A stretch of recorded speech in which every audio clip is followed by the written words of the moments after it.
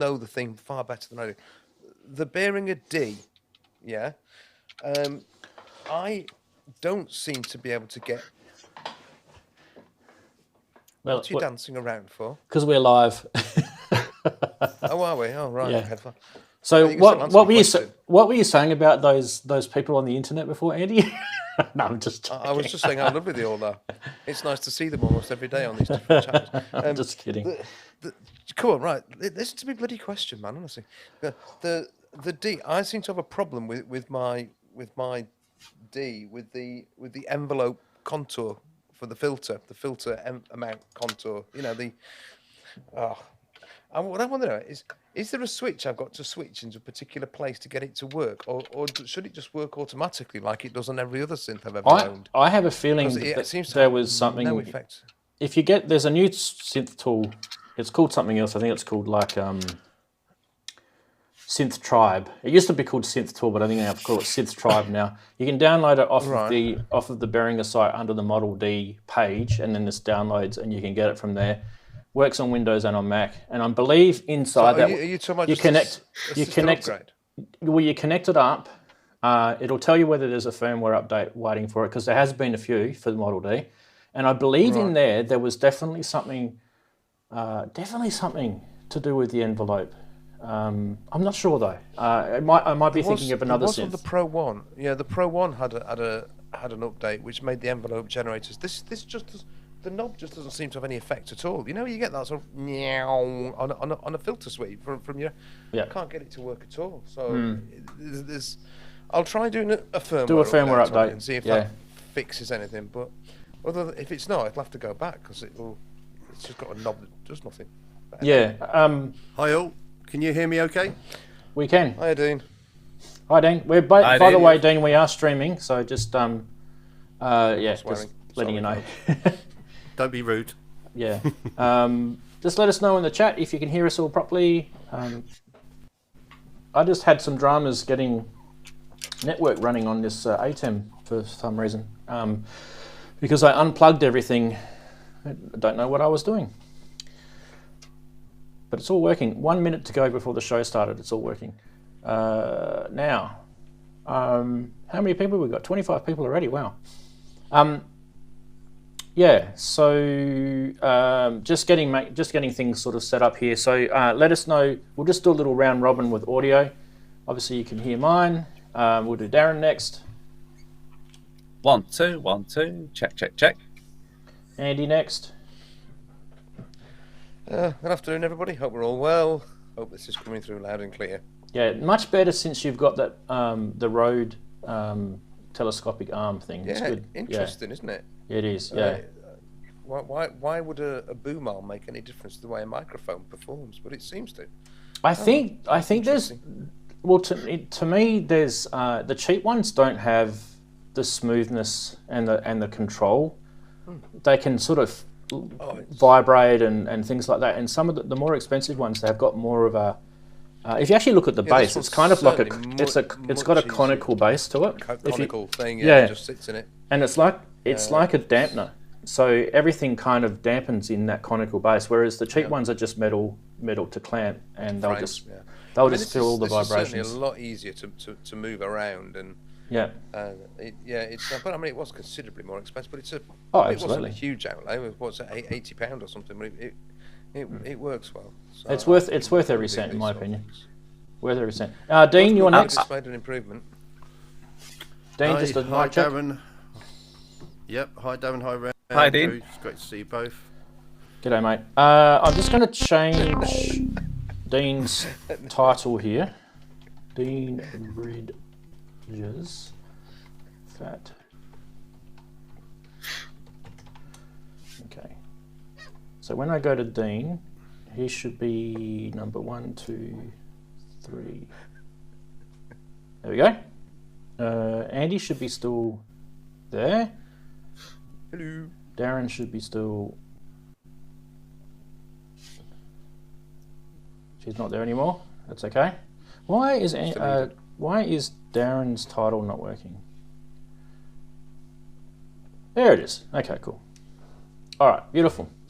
Now, one thing I haven't done, Dean, you still have that impedance hum coming through on your connect. If I mute you, that's everyone will hear that impedance hum is gone. But if I turn you back on, oh, it's gone now. Oh, it's back again. It's probably. Oh, it's back again. It's this. So I can turn that down until I do my thing because I don't need it yet. But why don't I put that plug-in in on you, and that will actually get rid of it. So that way you can leave your stuff on. Up again. It's a very old piece of vintage analog that's doing this thing in the transformer. That's what's going on there. It's still slightly there. Everyone will hear it, but it's ever so slightly there. Okay, now the next thing I need to do is the chatties. Let me get that happening. Everyone probably thinks, why doesn't he have all this ready before he starts the show? Because a lot of it, I don't actually get the links until I actually start streaming. A lot of the stuff like the chat pop out and everything like that. So I can't actually touch this until the streaming is up and running. And then once it's up and running, it gives me access to the pop out. And then you can actually watch it load if you want. There you go. Just load it in. There we go. There's the chatties. Beautiful. Okay, so that's working. Back to here. Cool. All right, we're all set to go. Hands up if you guys want to start the show early. 10 minutes early. It's not going to kill us. 9 minutes early. We're all set to go, so no one's going to get pissed off if we start a bit early. So our Pro Synth Network started quarter of an hour late last night, so we're making up. Just wait for the chatties to say whether they're happy with it or not. Who wants hands up? Who's absolutely abhorrent about starting the show 8 minutes early? State your case why we shouldn't do it. Sasquatch says start early. Is my audio okay? Because I'm running on a different mic, so your audio is actually really clear. And also, I've noticed right, your video has improved too. Look how clean your video is. I'm surprised it's smoky in here. We had a sort of a toast on fire, and it's filled the house with smoke. You can see a bit of the smoky haze. That's how clear your video is. Before, it would just be all pixelated. And I've also noticed that Dean's has improved somewhat since last time I spoke to him, so that's getting better. It's still a little bit crunchy, but better. And Andy, since he's been using his new... Look at Andy. You can even see pimples on Andy's forehead now. It's 4K. All right. Human Error saying he's not ready yet. All right.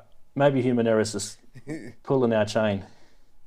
Okay. Well, we'll wait a couple of minutes just in case he's not pulling our chain. Still having his lunch. So I want to say thanks for the awareness of... Okay, one at a time. Go first. Who was that? Who was first? Darren. Okay. Yeah. All I was going to say is I had the computer on for a week, or that computer anyway that I'm running on here. Switched it on. Couldn't find a camera. Couldn't find audio. No difference than when I logged off last week. Yeah. So I thought I wasn't going to have any camera working for some reason. Don't know why. So Bizarre. Mac or a PC, Darren, that one? Mac that I'm talking to you on now. PC that I'm watching the chat is on. Because I've got my album writing on the PC. Well, apart from a couple of tracks and another album on my Mac. I need to update them, to be honest, because they're getting a bit past it. It happens to everyone. Dean, you were going to say something? Totally and utterly forgot what I was going to say now. All right. So carry on.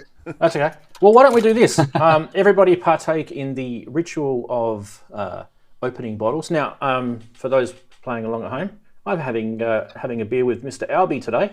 Now, Albie is a crisp lager made in Western Australia. Hello to all the people in Western Australia. I don't know what a crisp lager is. Does that mean it's got little potato crisps in it? Darren? I think it's got a crisp flavour. I have no crisps. I'm just on squashes. Is Australia locking down till 2023?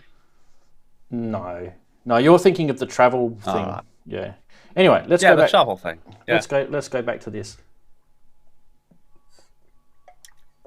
Okay.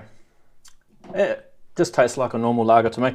Nothing special. Definitely no hints of potato crisps in there.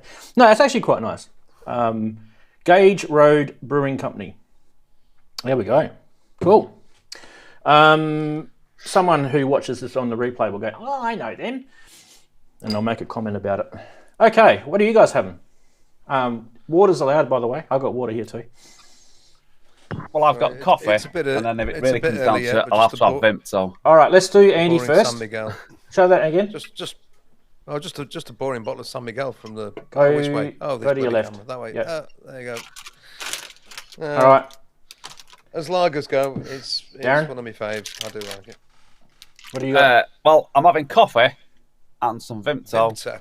And oh, those again. Oh, yes, squishies. Are you addicted to those, Darren? I think he might be. Yeah. I am. I really am. And Dean's got a cup of coffee. Is that right? Well, cup of it's tea. amazing. I got this through the post this week from a dear friend of mine. We Oh, got two of these cups. Look. That's his fat potato cup. Fat Beautiful. Potato. No, that. So, yeah, cup of coffee today. Can you fit a fat potato in it? That's the question. We've been trying very hard, but Steve won't fit in it. Get the Vaseline out, guys. All right, why don't we start the show 4 minutes early? That'll piss everyone off, hey? Why don't we do that? All right, let's go. Bang.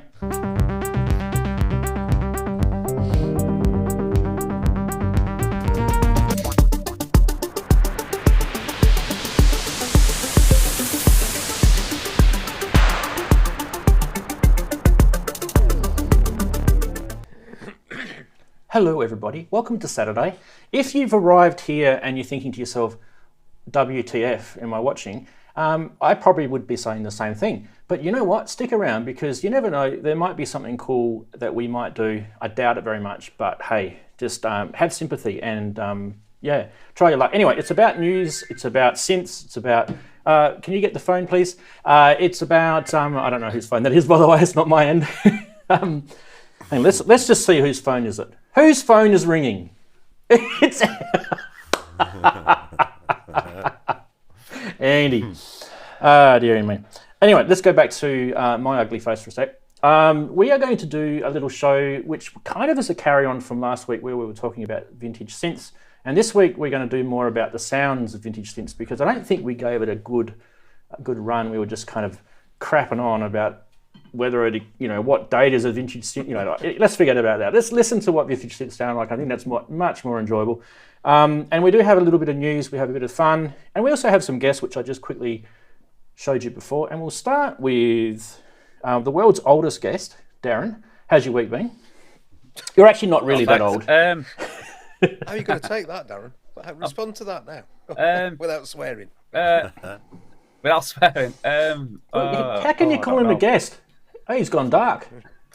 There we go. Yeah, it's been. I'd say I've not done much this week really because of work, so I've not really had a chance to do a great deal. And by the time you get back in, it's pretty tiring. So just been messing about. I think a bit like Andy was a week or two ago. You get back in, it's just like, I've just been tinkering with the album. Just see how I can complete it. Mm-hmm. Other than that, that's all I've done. Well, that's good because what would you rather be doing? Seriously, staying in the studio all day. Yeah, well, I think that's good. That's good. Anyway, we'll go to a newer guest, and that's Dean. How's your week been, mate? Welcome to the show. Yeah, it's been really good actually. I'll say that's the most amazing thing getting this week when a delivery. I thought it was a blind for the studio, and the story's quite interesting because it was my brother's, school teacher. We're going back probably about these, and I've said before the equipment here I bought off him, and a lot of his stuff's here with my brother's stuff. And out of the blue, he sent these 2 cups for the efforts that we've made down at the studio, and I was mind blown away with that. And so that was just lovely. Dave Kay's just an amazing man. Good on you, Dave. Legend. He's an inspiration. Yeah, great man for a child. I was 11 years old, peering over the pub wall, wanting to be like him. So that was brilliant. I'll even have a sip of beer for Dave. Yes. Yeah, fantastic. He would enjoy that for sure. Yeah, and basically been chatting away to a lot of people, the music and their content, and just getting their music out there, and helping people get the music out there to be heard. So that's been really good. Good man. Good man. Like what you do. All right, and we'll go to Andy. How's your week been? Hello? All right. I've been on holiday. Oh. Hello, is anybody there? Is Yeah. at the end of this phone call? We were just saying hello to the person on the other end of the phone, that's all. Oh, I was just very rude. I just said I'm busy, go away and put it down. It was a number I didn't recognise, so it was not important. Do you know, the only people that ring me on my landline these days are cold callers. I get nothing at all on there from my dad occasionally, but yeah, how's my week been? All right. I've had one new toy. It's arrived on, I think, Tuesday morning. The VPM EQD drum synth module thing arrived, and that's been a lot of fun. Really quite easy to use. And I was expecting to have a real battle on my hand with the BeatStep Pro, taking the triggers out and getting it all sorted, and none at all. It works straight away. Trigger in, hit the pad, boom, easy. And it's just been great. So it's given the BeatStep Pro a new sort of little lease of life for the time being, which has been quite a lot of fun. And yeah, it's a blooming deep module. There's a lot in it though that's it'll take me a while to get to grips with, but it's a lot of fun, an awful lot of fun, really. I know it was quite pricey. I mean, in reality, it was the most expensive, single module that I've yet bought. But I think it's worth it because it's got 4 different drums, and you can have all different synthesis engines on them and just mess it. It's great.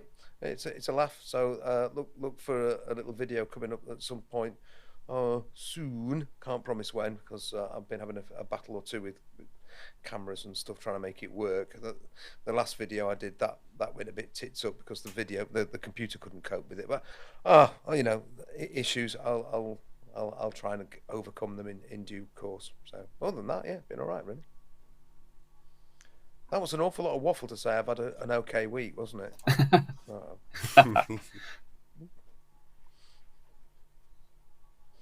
Take a drink. Oh, he's muted. Good job you didn't have a bad week then.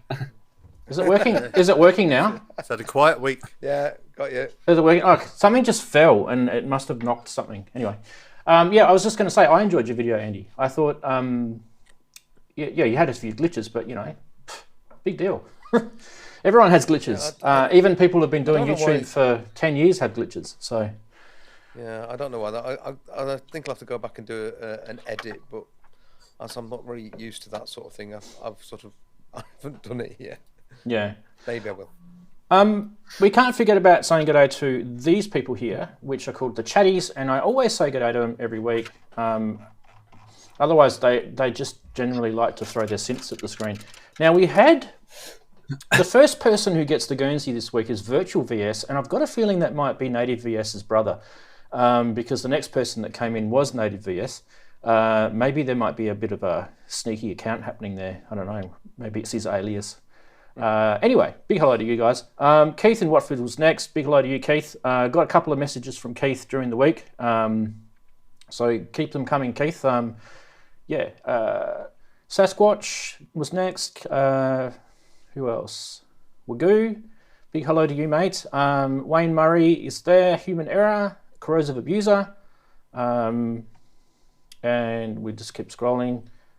I'm obviously missing the people that have already said hello to, which is why I have gaps and I'm going all the time. Azio Head's there.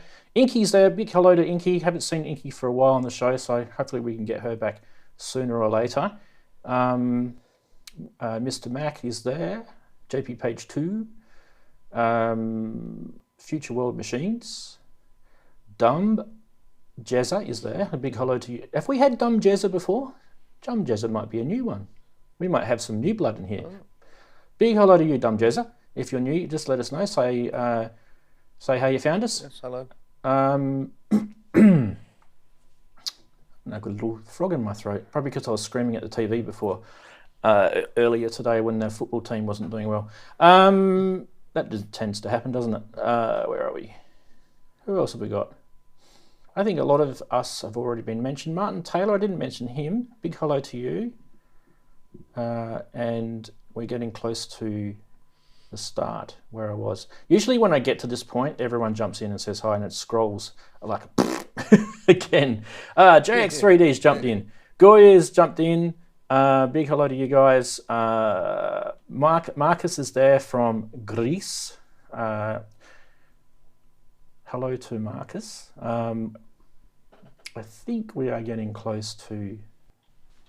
I'm using actually my memory to work out whether I've actually said hello to these people or not.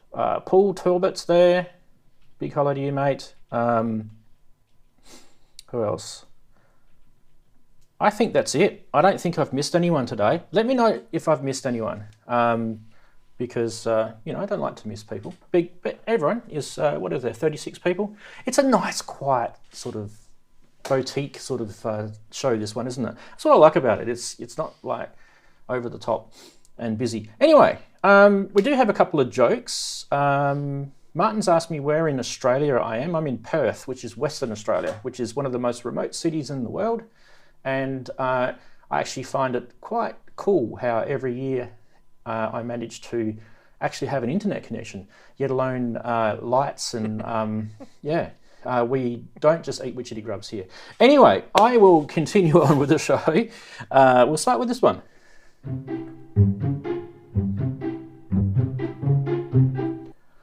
Trolling on the ends of the internet are these strange things called memes. And most of them have a bit of stupidity associated with them, so please don't blame me. But here's this first one. Why on earth would you want to build this synth? I just want to know, why on earth? Does anyone recognise what synth is in it? Why on earth would you want to build this? There's a lot of effort gone to building this, and if you really don't know what it is, okay, I will show you a close-up. Yes, yeah. It's an MC101. Oh my goodness me. And this is not a meme, this is just funny. I just find this funny. I mean, I don't know, maybe I've got a weird sense of humour, but does everyone else share? Was there any information about that actually, Rans, with the picture? Was there anything at all? I don't speak Italian. I found it on an Italian forum or website, and I just found it interesting. The only information was that it looks like a real keyboard. I mean, that's like a little sort of electric piano or something like that. Perhaps that had a MIDI. So that looks like a genuine keyboard of something or other, and it's just been put into it, like almost so it's been repurposed. And I'm looking at it and I think it looks fab. I think it looks great. Because I probably wouldn't have put a Roland MC1 in. I'd have put something like, I'd have put the Blofeld and the Pulse 2 together in there. That might look quite cool. Well, he might cut further slots into it yet, mightn't he? And it's all of them in. I'm going to put my beer on it. If he's only got that. Yeah. Look at all that room for putting your beer on, hey? Look at it. You can have a few people putting their beers on it. I think it looks smart. And your dinner. You could sit the wife on there if you got bored. There's plenty of room. I bet it weighs a bit, actually. Yeah. Anyway, I think it looks swanky. Look, it's one of these weird. Like I said, weird things happen, stranger things happen, and I don't know. Maybe this is stranger. Actually, let's see if we can get closer to it. Who knows Colin James Poulter? He's a pretty cool bloke. He's been busy with the Lego. What do you reckon of that, eh? If you can't have a cool studio, you can just build one out of Lego. I reckon he's done a really good job there.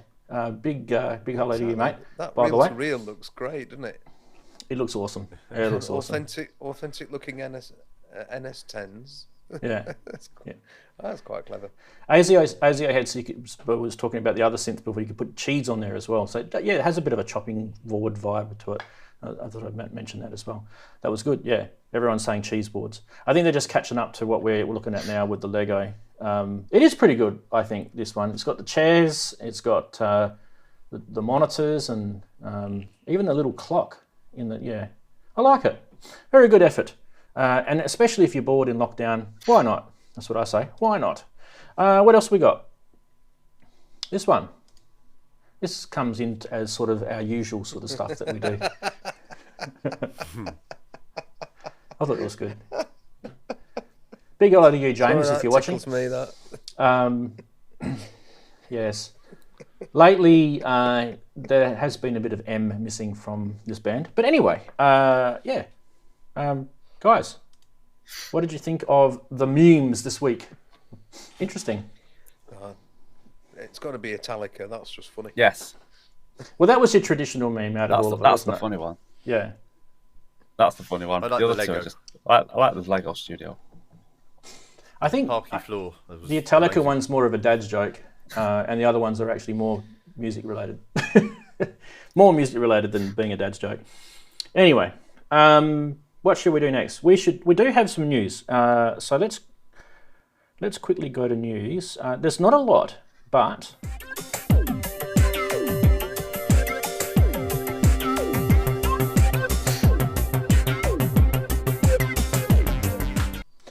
I thought it's worth showing some of these things, like this thing.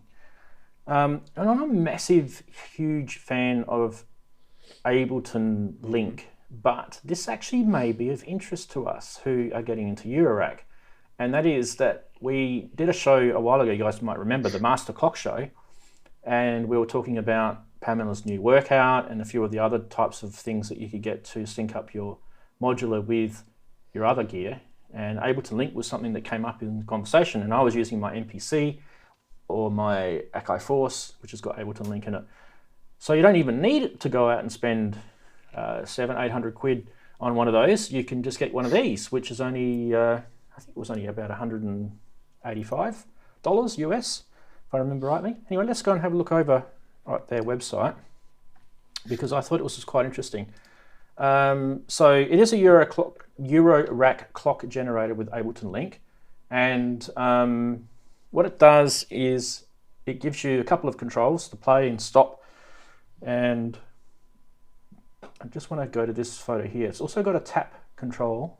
I don't know what the plus and minus does, but didn't quite work out what we got to there. But anyway, it does Wi-Fi connectivity. And so it does connect to your Ableton, and it sets one output to 4 ppqn, and it has a DIN style clock by setting one output to 24 ppqn as well. 2 HP module, and I think it was 185. I think I said that before. So yeah, what do you guys think of the ML2 from? Who did I say they were from? I didn't even say who they were from.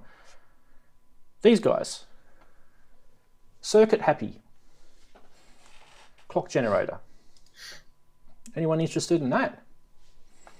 You guys aren't really getting it. Ableton. If you use Ableton, you have Ableton. Yeah, if you get Ableton, that'd be something I'd probably look at. Ableton. You've got some sequences, haven't you? Ableton. Darren, you've got some sequences in your Eurorack. Yes, I have. Yes. So that'd be quite interesting. So how are you clocking your sequences at the moment in your Eurorack? At the moment, it's just self-generating. I'm not worrying about clocking anything because I'm just using it for sounds. I'm not timing anything. I don't want anything in time. It's just I'm just building sounds on it, grabbing all those sounds, and then messing about with them, and getting the ear candy bits that I want out of it to put in tracks. At the moment, I'm not actually designing anything on them. So clockwise. If I want clocking, I will run from Ableton at some point. But like I said, I don't use it in that way at the moment. Because I was getting Pamela's workout, but I needed to buy the stuff for me roll cage in here. So I still recommend Pamela's workout, or Pamela's new workout, and I do recommend getting that little extra bit on the side, the little what do you call it? PX2 sidebar thing that goes with it. It's only a few extra dollars to get that, because it's got the MIDI out, the 3.5mm MIDI out. There's two different options actually you can get with the Pamelas. You can get the wider one, which has got the DIN sockets on it, or you can get the one with the 3.5mm. It takes up less HP, so I think that one's better. I think it's much more stable, but some people might argue that the Ableton Link clock is pretty stable too. So there hasn't been a lot of proof that it isn't at this stage. It's been quite well regarded, which is probably why you're starting to see Eurorack modules supporting it. It's a fairly big nod, I think. What about you guys, Andy or Dean? Any interest in the ML2? Personally, no. Certainly. But sorry, mate.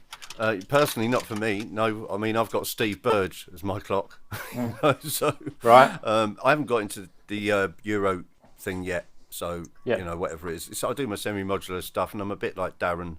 I like to make sounds out of it. Some of it's like sequenced away. I use a tempo kind of analyzer to then maybe use that source as my tempo from a synth or say the ARP or whatever. So. All right. And Andy wanted to make a quick mention. Yeah, I'm actually, I seem to be going quite, as I say, gradually, or going in the direction of the Eurorack being like a self-contained system, which has got, you know, drums and synth voices, and hopefully soon samples in it as well. But yeah, the clocking thing has already been a little bit of an issue. For example, trying to get the 960 sequencer and the TD3 to run in the right sync with the BeatStep Pro. Now that has been a problem. I thought you'd just take the clock output and plug it in and everything would be wonderful, but it's not. I'm going to have to go into some settings with that. I haven't quite worked that out yet. But if you're linking it specifically to Ableton, and this is designed just to pick it up automatically, and you're not worry about it, seems like a sensible solution for those that are running Ableton alongside a modular system. It seems like a very sensible thing, really. Yeah, I think we kind of need to what know. does it do? We kind of need to know how good it is, and there was no video, unfortunately. So, could you tell from that what it will do that, say, Pamela's won't do? well, Pamela's doesn't have Ableton Link. That's the start. And what So I don't Pamela's really know what Ableton Link. Ableton Link is just a clock. So it's a clock that's sent over Wi-Fi or networks, and if you've got the Right. it's open source, so you can actually get the API code, and you can develop a bit of hardware that will actually talk to Ableton clock, and then you can make your device sync up to the Ableton clock. So, for example, your MPC-1 has an Ableton Link setting in it, so you can actually No idea about that. you can actually go in and you can sync up your MPC-1 with Ableton, and you have Ableton as your master clock.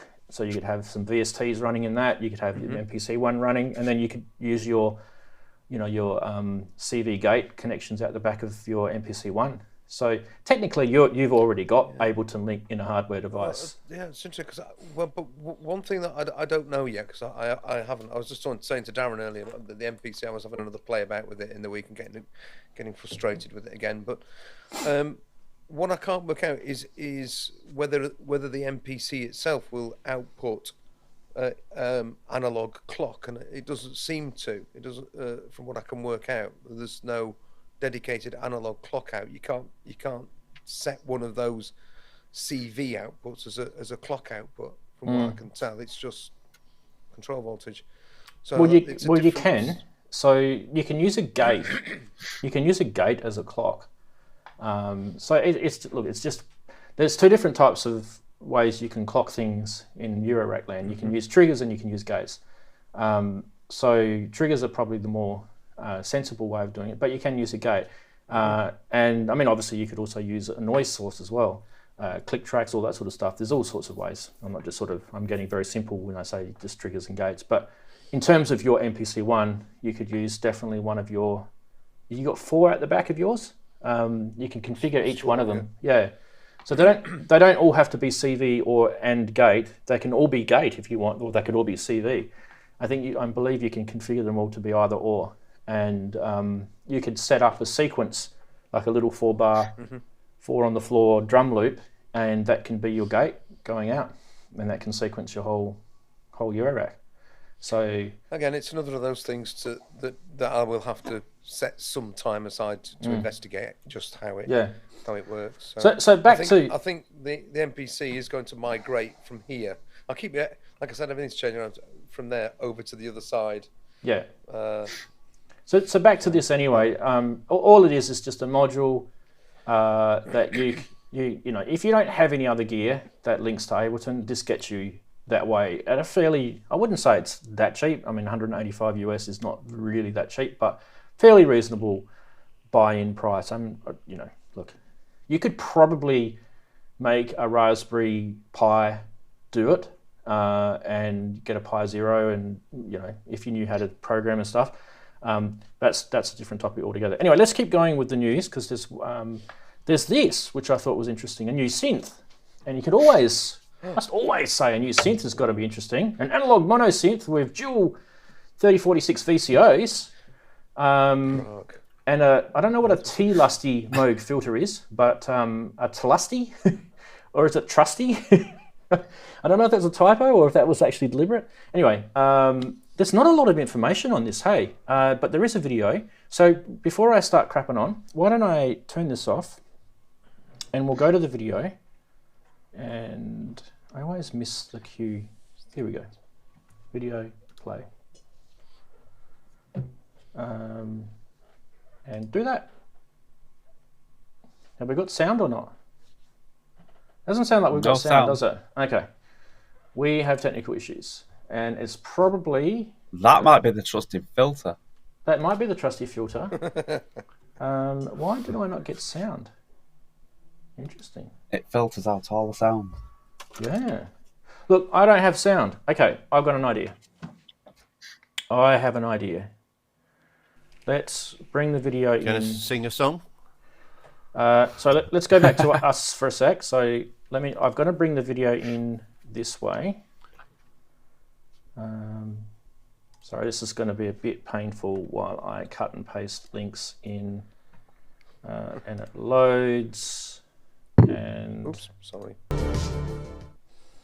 All right, so very little information on that, but going from that, it's a Eurorack module, 60 HP. I think you guys picked that up. It has its own PSU. It video was still playing. I had to turn it off. Robin actually has posted this on his website. He's picked up on the TLUSTY spelling Moog filter, which is probably a typo. I think it's supposed to say trusty as well. Okay, so what they're saying it could be is a bit like the Prodigy, possibly, but in a 60 HP Eurorack format. And when they say, I don't know if you picked up on the video that said it goes into a Moog case, what they're talking about are the Mother 32, the DFAMs, you know, the Sub-Harmon, those cases they're talking about. So in other words, it'll go into any Eurorack case that's got 60 HP free. The fact that it had its own PSU is actually pretty cool, because that means you don't have to plug it in to your bus board. I don't know if it means it actually has, like the Moog, you can actually either or plug it into your bus board or use the external power supply with it. But yeah, that does actually sound pretty interesting. We don't have. Are they going to make photos. A collection of Synths called with different cities? yeah. The Prague, and we're just like looking at pictures of Prague. I'm wondering what the hell does this synth look They were like? lovely. Oh, it did, yeah. I could have Yeah, but I've got the pictures of Prague. a bit of a shot.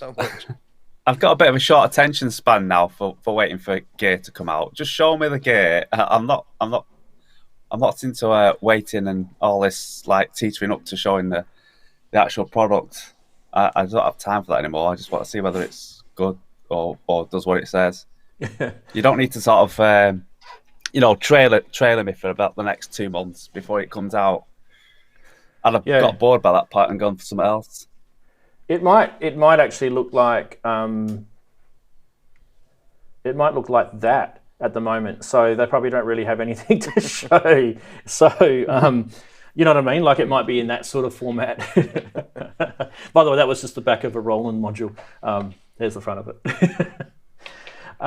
So I know it's Eurorack, but it is. They are saying it's semi-modular. So I don't know. Like the Prodigy was a pretty cool synth, and to get that into a Eurorack format, I think it's actually probably a cool thing. Let's watch this space, hey. Anyway, it's news of a new synth, and we've got to put a pin in this because we're going to keep an eye out for AM Synths. I believe they're in the UK, aren't they? AM Synths.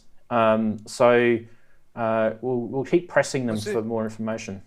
What was it? Just simply AM Synths? Yeah, AM Synths. Because there's, as in the morning AM.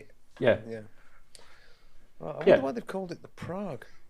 I really wonder why they've called it the Prague. Well, maybe maybe because Analog Solutions have got the Leipzig, which is just up the road in some ways, but yeah. Maybe because it's got that to do with synths anyway. It's probably got that sort of that sound, that sort of Eastern European sound to it. I don't know. It was quite. The music was kind of very American. Well, of course it was, but it was great. I mean, the music was very Eastern European sounding, though.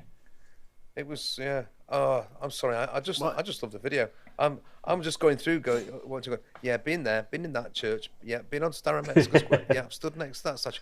Yeah. I just love it. I just like I said, somebody mentioned that Prague tourist board. You thought it was a tourist advert, a tourism advert, rather than a synth. It would have been a brilliant one. To go back to Prague. I reckon it would have been brilliant. I mean, I thought the music was actually really good. It's kind of like, we've seen so many synth demos on this show where people have launched synths and they've been absolute trash videos of music demonstrating their gear. And here's a synth demo. We don't get to see the synth, but the music was actually really good. The music was good. And everyone wants to go to the city. Do you remember the beer festival? Do you remember the?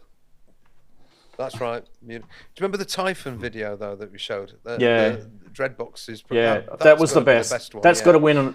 We should do an award. I think at the end of the year we should do best synth video award. Best synth promo.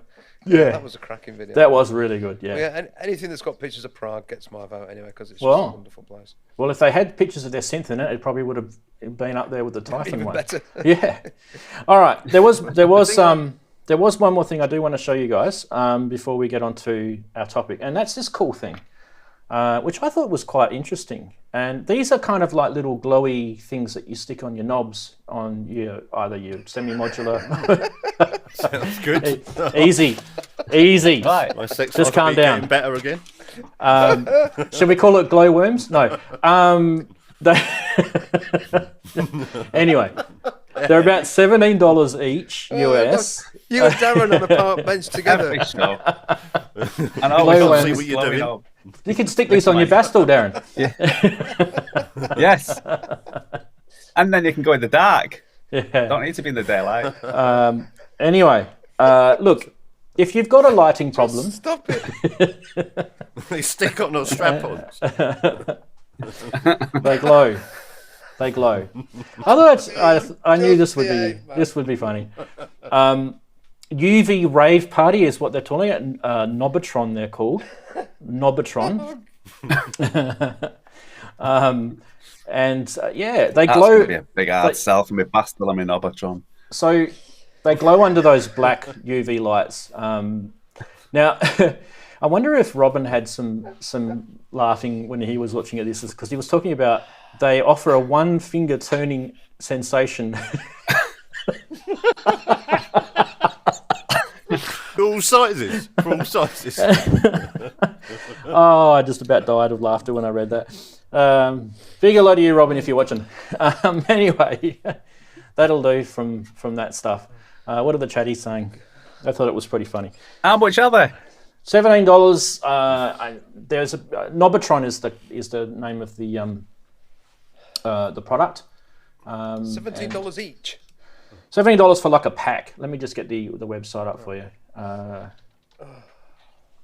Oh dear, I'm sorry. Free at your local chemist. All right, so Darren, we're going to put it on you for a sec while I get the website up. You need to tell us if you're going to turn the lights off, and you're going to have the Nobotron all over all your knobs there, and turn the lights off, and you're just going to have this Bastel Nobotron party. No. The thing is, I can't turn the lights off and use any equipment anyway, because I need glasses to see the writing, and unless I know it literally. Oh God, I can't remember. That's Nobotron's got me. All right. why don't we have a look at the website? The Nobitron's got So clamps. Move on to clamps or something. you can get it for all of these different products: Korg XQ1, O-Coast, D-Fan, Mother 32, Subharmonicon, a lot of Make Noise gear. The show's going downhill. So these are all the different ones, and so what you're getting is a pack. So this would be the D-Fan pack that we showed you before, up top here, and SQ. There's the SQ1 pack.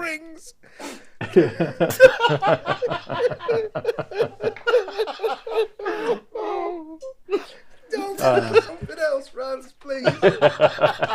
Darren's lost it. Let's go to the chatties. I can keep it together. I'm pretty good. Everyone likes it. So Keith in Watford saying, did Behringer go the right way with the B2600 and use the LED sliders then? Please stop. I think my gnomes are interested. Okay. Sorry, we're going to have to get this show back to some sort of little bit of professionalism. So I'm going to roll the stinger for the next segment.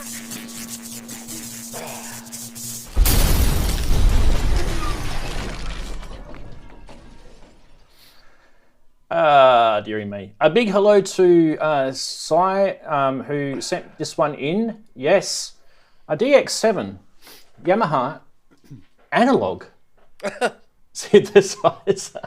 Oh dear, oh dear, oh dear. So, if you weren't looking closely, you wouldn't have picked that up. But he's nothing gets past him. £428. I can't buy it. Sorry, guys, it doesn't post to the land of the witchetty grubs. But definitely would be interested in seeing a DX7S analog synthesizer. Anyone got one? Maybe that should be on our vintage show. Although that was good. That's the only scammy, pricey thing, funny price for this week. Who's interested in the DX7 analog? What are they doing? Are they like generating sine waves out of fart sounds, or I don't know. It's, not really sure. Analog. Inky saying, and breathe. Oh dear. Right. I had to do that little segment. I nearly choked on my squashing. I did that little segment because I thought it'll give you guys time to compose yourself. Yes. Anyway, we are ready to do. Dean, are you ready to do this segment? This segment here. This one. Yes. Vintage synth sounds. No, I don't have any effects on today. I can't be bothered. Right, so what we're going to start off with, and chatties, please pay attention because you can actually partake in this. Dean, did you want it? How many are you going to do? Well, I don't mind. I can do 5. You want to do 5? 5. All right, so let's do 5. I'm prepared Okay. for 5, yeah. And then we're going to do the bonus point at the end that we talked about? Yep. Okay, brilliant. Right, all right, go to me for a sec, and then we'll go to Dean once we are ready to go. Okay, right, everyone. Get your headphones on, get them all nice and comfy, turn the volume up, tell everyone to get out of the room if you've got kids and stuff like that. We are going to listen to 5 vintage synthesizers, and you're going to guess, we're going to tell you what they are, but you're going to guess the order in which they play. And as a bonus point, you're also going to guess what vintage FX was used, if it was. Maybe it wasn't. So here we go. This is going to be a bit of fun. Dean, are you ready to rock and roll? Here we go. Yep. Right. And you ready for a bit of hum as I push up that slider? Yeah, go for it, mate. Right. So if I let everyone know, if you've got pen and paper, what synthesizers are going to be used. Right. So we have a Roland SH2. Yep. We have a Korg MS-20. A Yamaha CS-15. An ARP Axe. And Mini Moog. Ooh, that's a good little... No, I've got it all written here. Okay, and don't tell us what the FX is. Okay. No, on one of the synths there will be an FX, and if you can guess the vintage effects, there's a bonus point. So there's 6 points up for grabs in this competition. Ooh. So let's see how these chatties get on. And yeah. So I shall play you just a little bit of the synth and maybe tweak the filter. And then Now I'm going to mute. I'm going to mute is. all of us. Okay, so none of us, our inputs will all be muted, and it will just be you, Dean. So you've got the show. Here we go. Right, number one, and then if you just carry on, and so I don't keep coming back to the mic, you will hear the change of sound.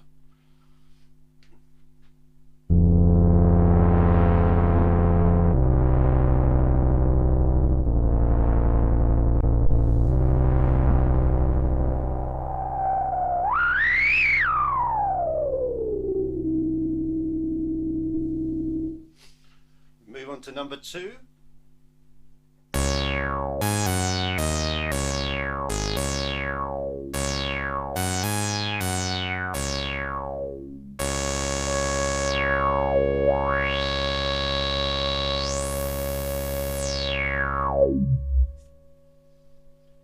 Move on to number three.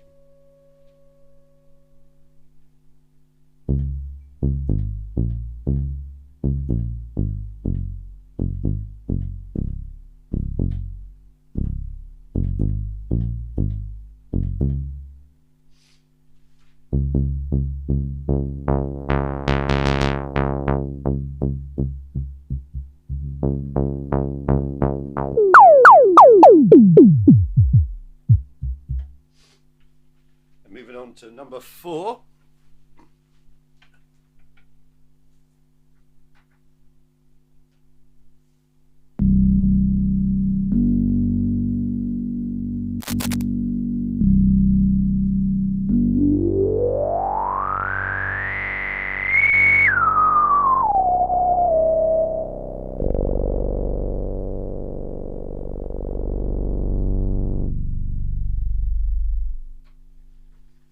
Into the last, number five.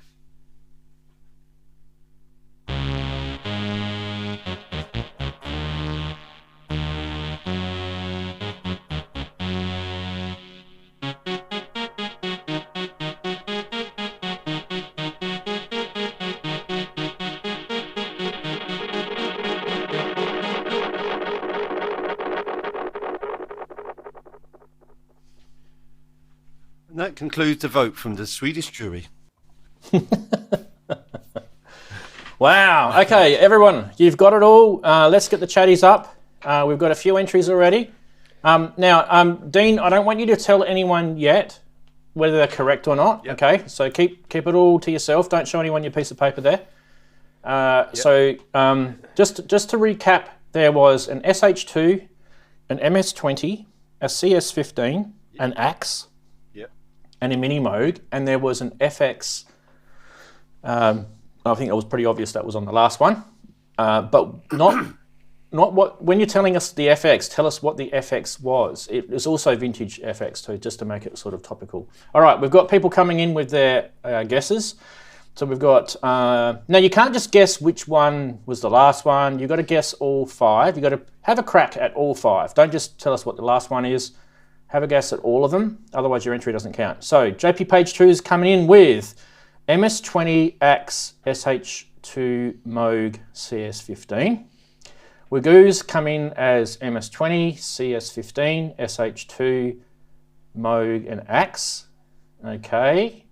We've got ASIO Head with MS20, Moog, SH2, Axe, and CS15. Keep them coming in. Native VS has got MS20, CS15, Axe, Moog, and SH2. And he's saying the space echo is the FX. Okay, now, if Native VS can name the actual model and make of the machine, not just the name like you're calling it there, that will give you another bonus point, I think. And I'm not saying whether that's correct or not yet either. Inky's saying Mini Moog, MS20, SH2, Axe, and CS15. Okay. Do we have, without saying who, Dean, do we have a winner yet? Do we have anyone that's correct yet? Nope. Yeah. No one's got them all correct. Yeah, some have got the first one right, some have got the third and fourth right, maybe in different orders. So it's quite interesting at the moment. Andy's saying SH2, MS20, Axe, Mini, and CS15. Sasquatch is saying he hasn't got a clue. I'm probably sitting. I'm sitting with Sasquatch. I definitely could hear the axe, but yeah, yeah. I've never heard the axe, so. Well, the axe sounds a bit like an Odyssey or a 2600 in its kind of oscillator sense. Single oscillator. But it doesn't have that beefier sort of stacked oscillator sound because it's like a cut down version of an Odyssey. ASIO Head is going DX7 all the way, especially that analog one. It was all soft sims, to be honest. So I can guarantee you that. Okay, so no, I'm not going to tell you what the FX was because I already know and I don't think it's fair. I'll wait for someone to get it. Ooh, so no one's got it yet. Okay, maybe we're going to have to go with who's the closest. I know one of them's probably got 3 of them right. Hey, Dean. I think we're getting closer. Someone's probably got 3 right. Yeah. Trying to look, it's hard to keep up with. This one there, we've definitely got 2.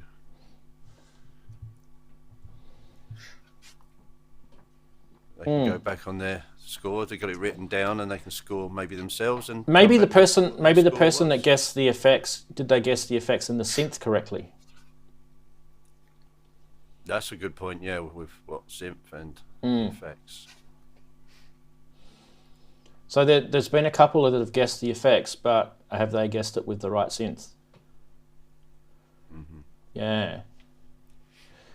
Native VS is saying, with his entry, he's saying MS-20, CS15, AX, Mini, SH2, and Space Echo, and then he's saying the Space Echo model number is the Roland RE301. Whoa. Interesting. Okay. Andy's saying it's the RE201, right? Okay. Mm-hmm. Don't forget there was an RE200, I believe, wasn't there? Yeah, definitely another model. There was a model before that one, but it's not. We're not talking about that. We're just talking about that model. Wegu's saying it's the RE20. Oh, we could be. We could be getting closer. Okay, so should we call it yet? What do you think? We're giving them a bit of time. They've probably forgotten what it sounds like. No, can you go back over each one? I could always do it again. All right. Please tell us which one switch. Yeah. All right. So what we do is Should we just call it? We'll call it. No one can enter now, and we'll get Dean to go and tell us which each synth was after he's played it. Do you want to do that? Right. Okay. Yep, I'll play it, then I'll come back to the mic and tell you exactly what this sound is. Okay. So the first one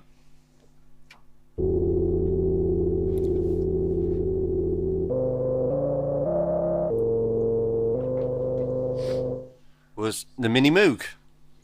Ooh, right. Okay. I should have got that. And the second one, Inky's in front so far.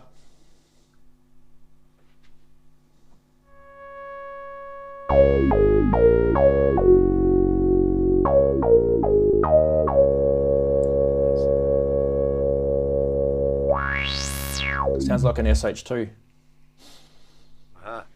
The second one was CS15. Ooh, I was wrong. CS15. Okay. So who got the CS15 as the second one right? Native VS did. Which means that's wrong and that's wrong. I've done rubbish. That's it. All wrong. Everyone's wrong so far. Keep going. So we're on to number 3. Mm-hmm.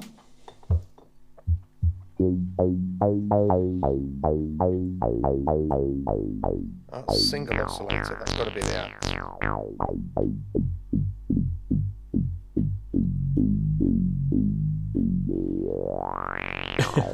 DD20. And the third one was the X. Well done, Andrew. You win a booby prize of the cuddly teddy bear. Andy gets a fat potato. I don't get a fat potato. That's what I want. Yeah. Well, you might even get a gnome. Yeah, our free gnome. Does it glow in the dark? Oh, there's this one. You've got to put something on the end of there. See? It's a PG show, thanks, Dean. This is Knickersy Gnomesy, by the way. Yeah. Okay, so there's 2 more to go. One of them's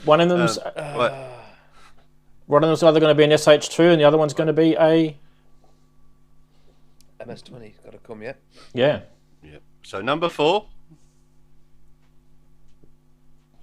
I think a lot of people got 1 out of 5.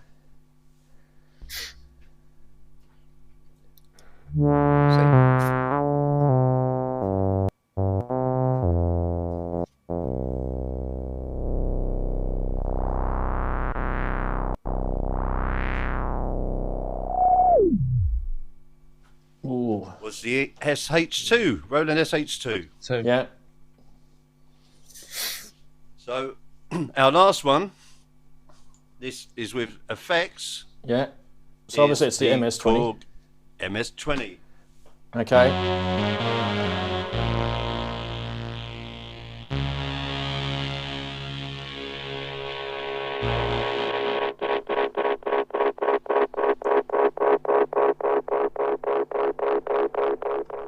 And the effects is? The effects was the Roland Space Echo RE201. Oh, who got Hooray. that? Andy got that. Me. Okay, so Andy's got 2. Andy, you got 2. The wrong synth was that? No, he got it with the wrong synth, Yeah, but he gets the synth. but he does get the bonus point. He does get the bonus point. All right, so who got 2? Andy got 2. I think has anyone else got 2? I got 1 synth in the effects. Yeah. So I think Andy might be our fat potato winner. Oh, Native VS also got 2. Yeah. Where was Native VS? I'll have to scroll up to see what he originally wrote. Where are we?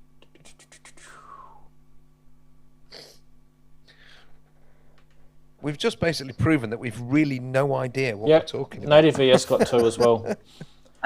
Cool. All right, so we have a draw. We And have that's not been in a mix. We have Native VS and Andy being our ear sleuths. But there you go. So we'll just say we'll call it a draw. We'll call Native VS and Andy as our ear sleuths, our inaugural fat potato winners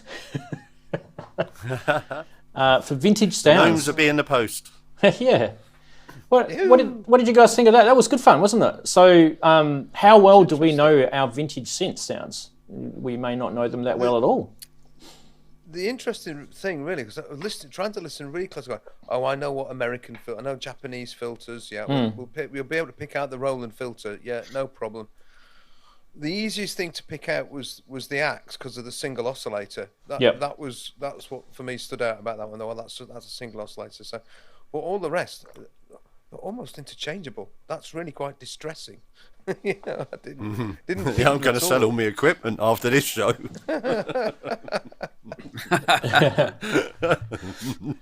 Wagoo wants me to grab the Timberwolf and put that in there as well. We did say vintage, not extinct. But yeah, well, mine's not extinct anyway.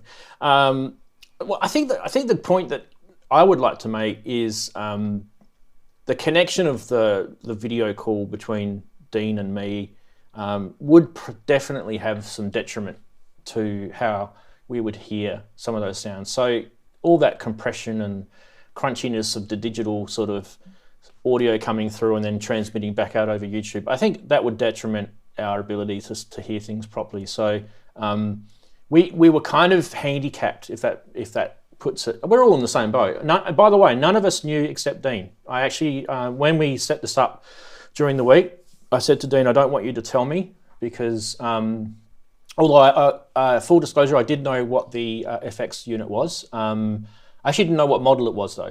I knew it was a Space Echo, but I didn't know it was an RE201. But other than that, you guys were in the same boat as me, and we were all listening to compressed, glitchy, YouTubey audio. So I think we did well under the circumstance. Let's see what the chatties are saying anyway. Azio Head's saying he's a bit embarrassed that he couldn't even pick out the MS-20 and the Moog filter. Yeah, I was a bit too. I actually mistaken mistook the Moog filter for the SH2 filter. And that could be, like I said, that could be the factor of the compression. Because filters will compress. Don't forget, filters are filtering the audio frequencies, and compression is doing that as well. So let's not punish ourselves too much with that one. Which is one of the things that makes me laugh about people who go into massive arguments on forums and Facebook and places like that over synth comparisons, like an original ARP 2600 versus a Behringer ARP 2600, and they haven't actually got them side by side listening to them themselves. They're just listening to it on a YouTube video and arguing, because you could never ever really know until you're actually there. We're saying, I think we're all used to hearing with our eyes to some degree. Yeah, I think that is definitely a good point. Like seeing the knobs being turned. Yeah, and he did give us a fairly decent bit of audio. It wasn't a quick stab. It was definitely. I definitely think he gave us enough to hear, and he swept the filters and changed the pitch, so we could hear the oscillators, we could hear the filters. I thought it was a reasonable amount that we could grab it from. And Human Error saying, life is far too short to worry about it. Exactly. But I guess the cool thing about this is, did we all agree that they all sounded vintage? Because imagine if Dean turned around and just said to us, which he's not going to, but imagine if he did. Yeah, you never know. That they're all VSTs that he was playing. They're not, by the way. They were all real vintage synths. But if he then turned around and said to us they were all VT, we would all be like throwing our synths at the screen right now. Because like Dave Spears did with VSTs. the OBE software. Yeah. So tell us, in your opinion, out of those sounds, like which one sounded more vintage? I mean, it's getting a while ago since we actually did listen to it, but using our memories, which one kind of to us sounded more vintage, or did they just all sound vintage? I think the Space Echo that had that sound, that there's a certain something about it that just I think to my ears sounds vintage. That tape delay definitely. Whether the rest were discernibly vintage synths or not, like you're saying, coming through the YouTube systems and all that, they just sounded. They all sounded lovely. They were all really nice, very pleasing sounds with plenty of nice harmonics going on. And oddly enough, I did actually really like the sound of number one. I sort of picked out that sort of slightly detuned sound of the filter when you put it really high up. I mean, I've just been messing about with that sort of sound on the Behringer D, which is supposed to be quite close, and you get these sort of slightly out of tune ringing frequencies out of it, which is really quite lovely. And that was definitely going on, and I feel like I should have picked that one out. Really, anyway. Inky was saying that she was listening on her phone. So she's basically up Shit's Creek without a paddle, basically, trying to work this stuff out. But she did manage to guess one of them correct. So don't knock yourself off the perch too quickly. Yeah. And Sasquatch is saying, I don't know what vintage sounds like. They did sound good though. So yeah, are we hung up on the sound of vintage? Are we hung up on an individual sound, or are we hung up on the whole idea that I want that reminiscence or renaissance or romantic sort of vintage sound? Yeah. I think we're a bit hung up on the vintage sound. Not the classic, because things can be classic, but the vintage analog sound, I think we get a bit too hung up on it. You get two purists that, like you say, unless they've got the two instruments, whether it's a clone or not, side by side, or even a VST, you're just not going to tell, are you? I mean, unless you're actually sat in the same room. Sorry? Yeah, just what's interesting, Darren, is I was talking to Inky about this, is I've got an original TB303 and I've got the TD3, and it's exactly the same. And now, obviously, this is in my ears, no YouTube, and it's just a cut-off frequency, but you can adjust that with inside the machine. So I could basically turn a TD3 into exactly like the 303. But with something like the copy of the Odyssey and the ARP, there's a definite different, I know it's a different synth, but there's different texture, like an old vintage sound that you can tell a difference. So it's really odd. Sometimes it's, yeah, the copy's great, Behringer seem to be doing a great job at it. And then sometimes it's different, you know. It's really weird. Could be the luck of the draw. Yeah, that's it, isn't it? If you don't actually, if you can't actually sit there and listen to them both, it's going to be hard pressed, isn't it? Like you say, I mean, and some of the copies are, like you say, are virtually identical, if not identical.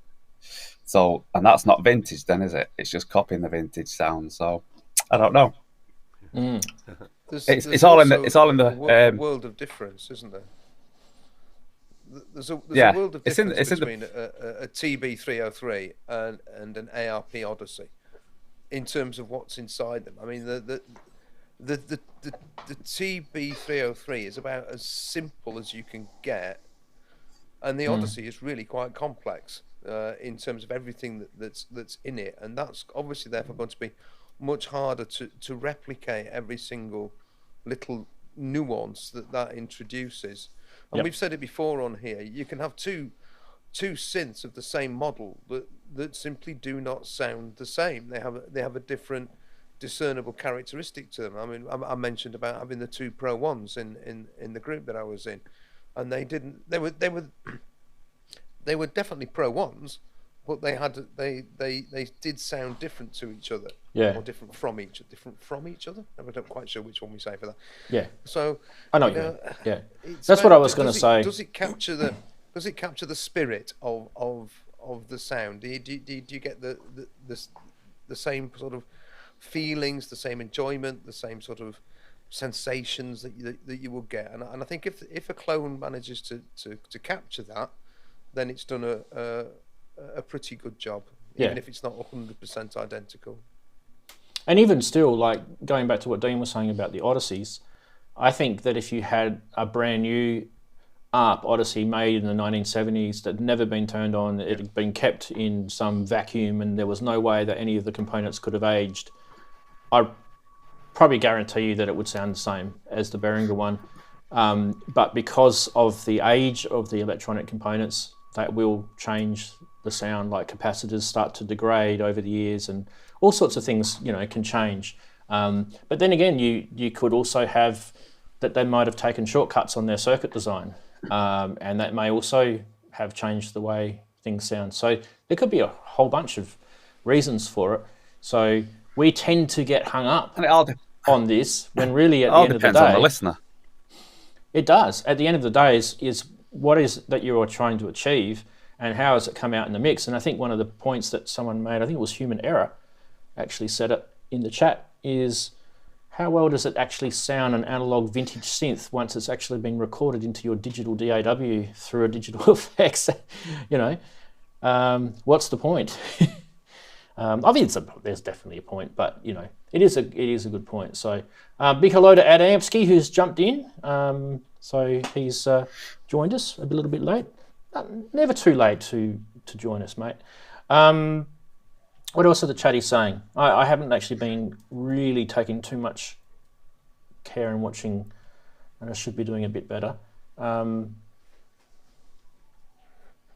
There's some really good examples of people who have used digital synths and made them sound analog and completely confused people about it. So I don't think we are really talking about digital versus analog though here. We're just talking more about the whole romantic notion of vintage and whether we take it a bit too far, and whether we actually throw money at this stuff, and do we need to?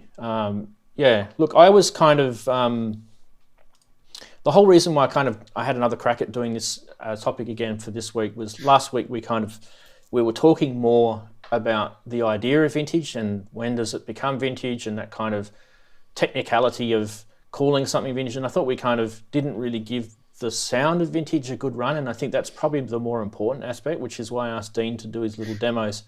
Dean, you've also got, I mean, I've got some synths here that mimic vintage synths, you know, like they're remakes of vintage. I've got lots of them. I've got the MS-101, I've got the B2600, you know, there's plenty. So in my opinion, I actually don't mind the fact that I own a modern version of the 2600 at all. Like if someone said to me, you can own a 2600 for £15,000, which is an original 1970, or you can buy for £400 a Behringer 2600. Which one are you going to go for? For me, it's a no-brainer.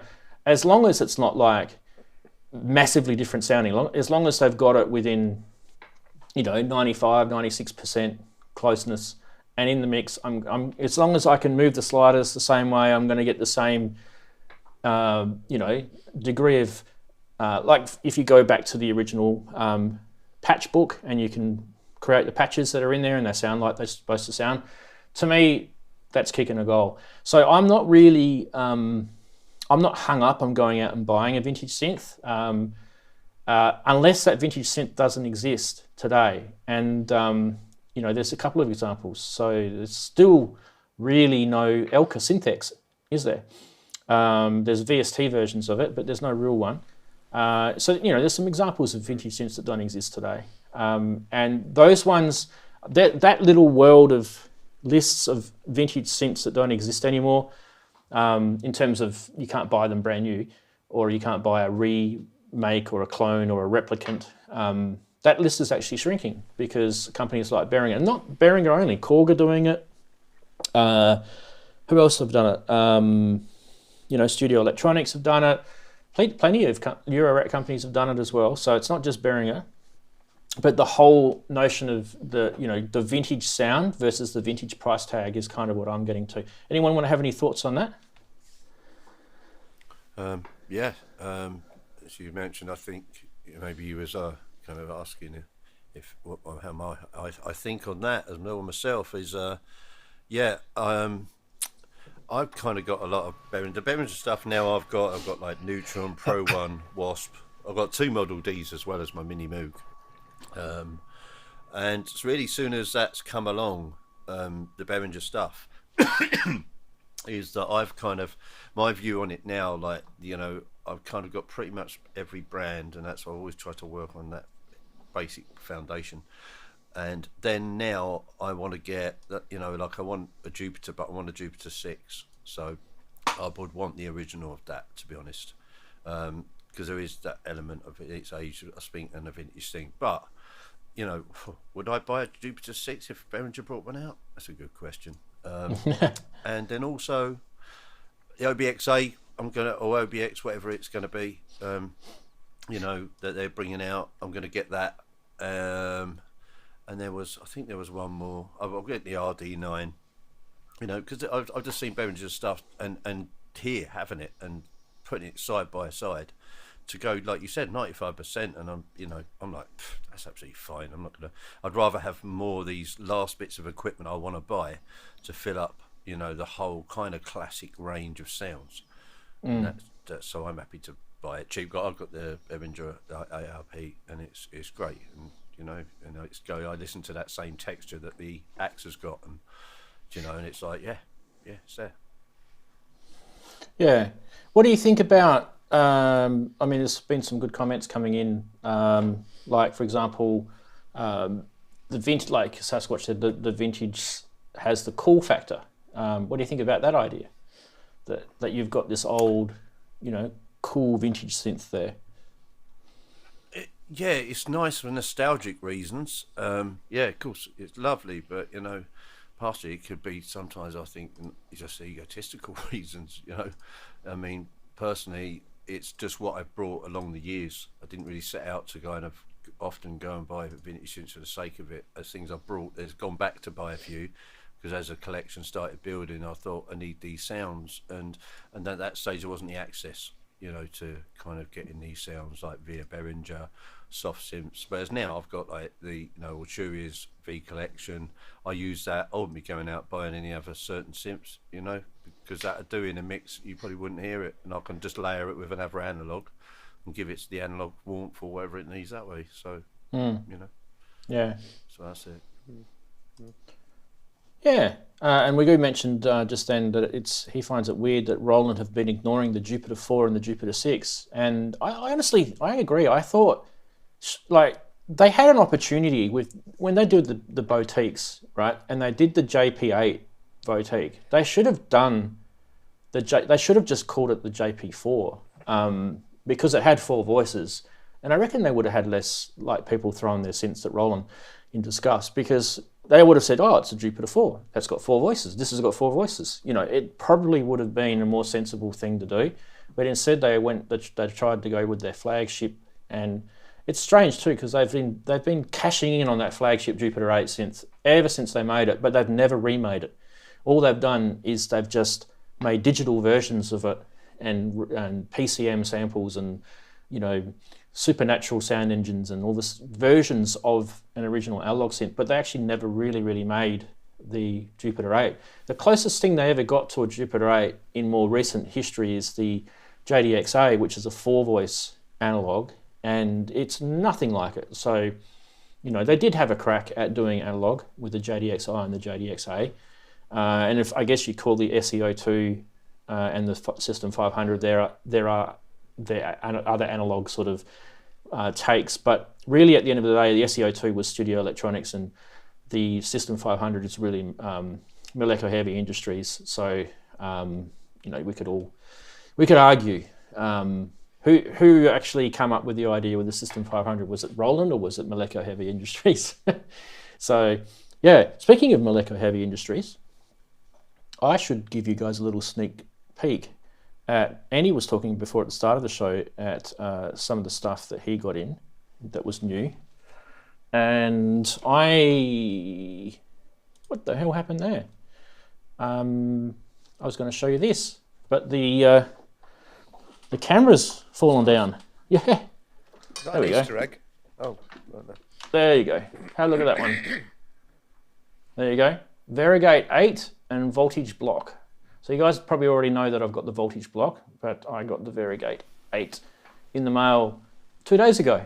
And if you're wondering what the Variegate 8 is, let me just clamp this on here so we're not going to get seasick with me holding this. Sorry. There you go. If you're wondering what the Variegate 8 is, it's actually a gate sequencer. And the voltage blocks is a CV sequencer. The Variegate's got 2 CV channels, but it's an 8-channel gate sequencer. And you bring the 2 together. Now, the reason why I thought I'd bring this up is something that these guys do, not the only people that do it, but I find it interesting, is that they actually use the bus board to have clock sync. So you don't actually need to, you know, connect a patch cable across to sync the 2 modules together. There's a dip switch on the back. You can turn it off if you don't like that feature, but if I press start or run on this, you'll see that the voltage block will also be playing as well. See how that started, the voltage block? And there's literally no cables connecting the 2 together. Well, technically there is, because they're both connected to the bus board, which is what's powering them. And I thought that was interesting because you'd think someone like these guys who we're talking about in the news with the Ableton link, I would have hoped that they would have put that feature in. Like if you're going to pay $185 US for a Ableton link module which connects Wi-Fi to your Eurorack, wouldn't it be cool if you actually press play on that and it sends the sync clock across your bus board? Now there's a lot of modules that actually do listen to that. And for example, 4MS do it, obviously Moleco do it. So yeah, so speaking of new gear, you'll probably see a video coming out soon with me showing that.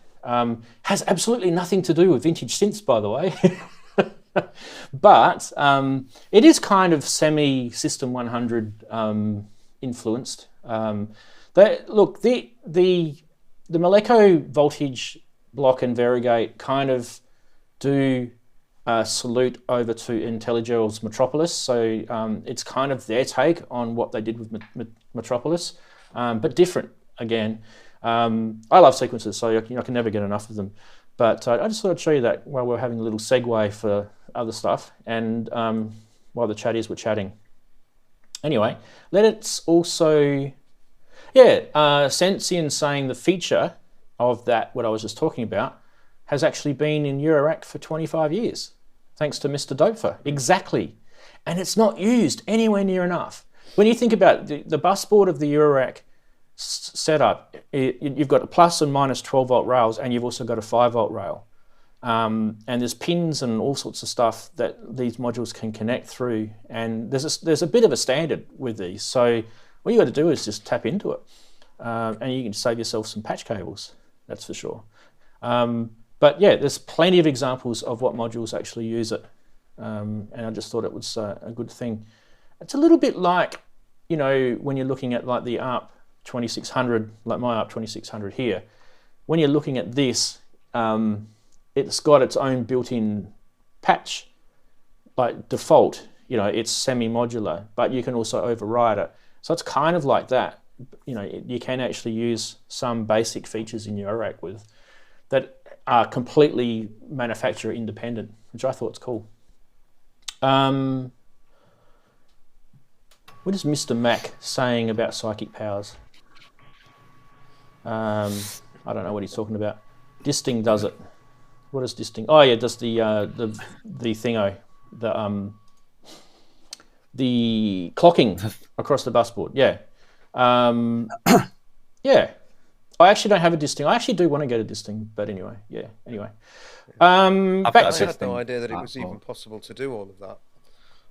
The first I heard of that was actually Gaz Williams's modular show on Monday last week, when he was talking about a problem that he'd had using the KB37 from Waldorf, and then plugging a clock signal into one of the modules that he got in the case, and what was happening was it was getting two clock signals, one through the bus board and one through a jack, or was it CV? Whichever, it was taking it from somewhere else, so he was getting two signals. Therefore, it wasn't behaving the way he was expecting it, and then he was going into calibration to get it, and then he realised, it works like that. And then I had no idea that was even a feature. I had no idea at all. So it's something that I'll have to be on the lookout for. I mean, particularly the idea of sending clock that way. That's really quite interesting. I don't think my rack's got to the stage where it's going to make a difference right yet, but it will. I don't think you'd ever get into the point where it would cause problems, because I mean, you've got the ability to turn it off on most of these modules. But at the same time, if something was starting automatically, and you weren't actually invoking the run button or anything like that, you definitely would know. Like, that would definitely be a given, that something is causing that to start, and you'd think to yourself, okay, so there must be some inherent wiring across the bus board. It's just kind of something that's always been part of Eurorack, and I just think, like I said, it should be done more. Yeah. It's worth looking out about. Because honestly, like I said, I had no idea until Gaz Williams mentioned it earlier in the week. So. Yep.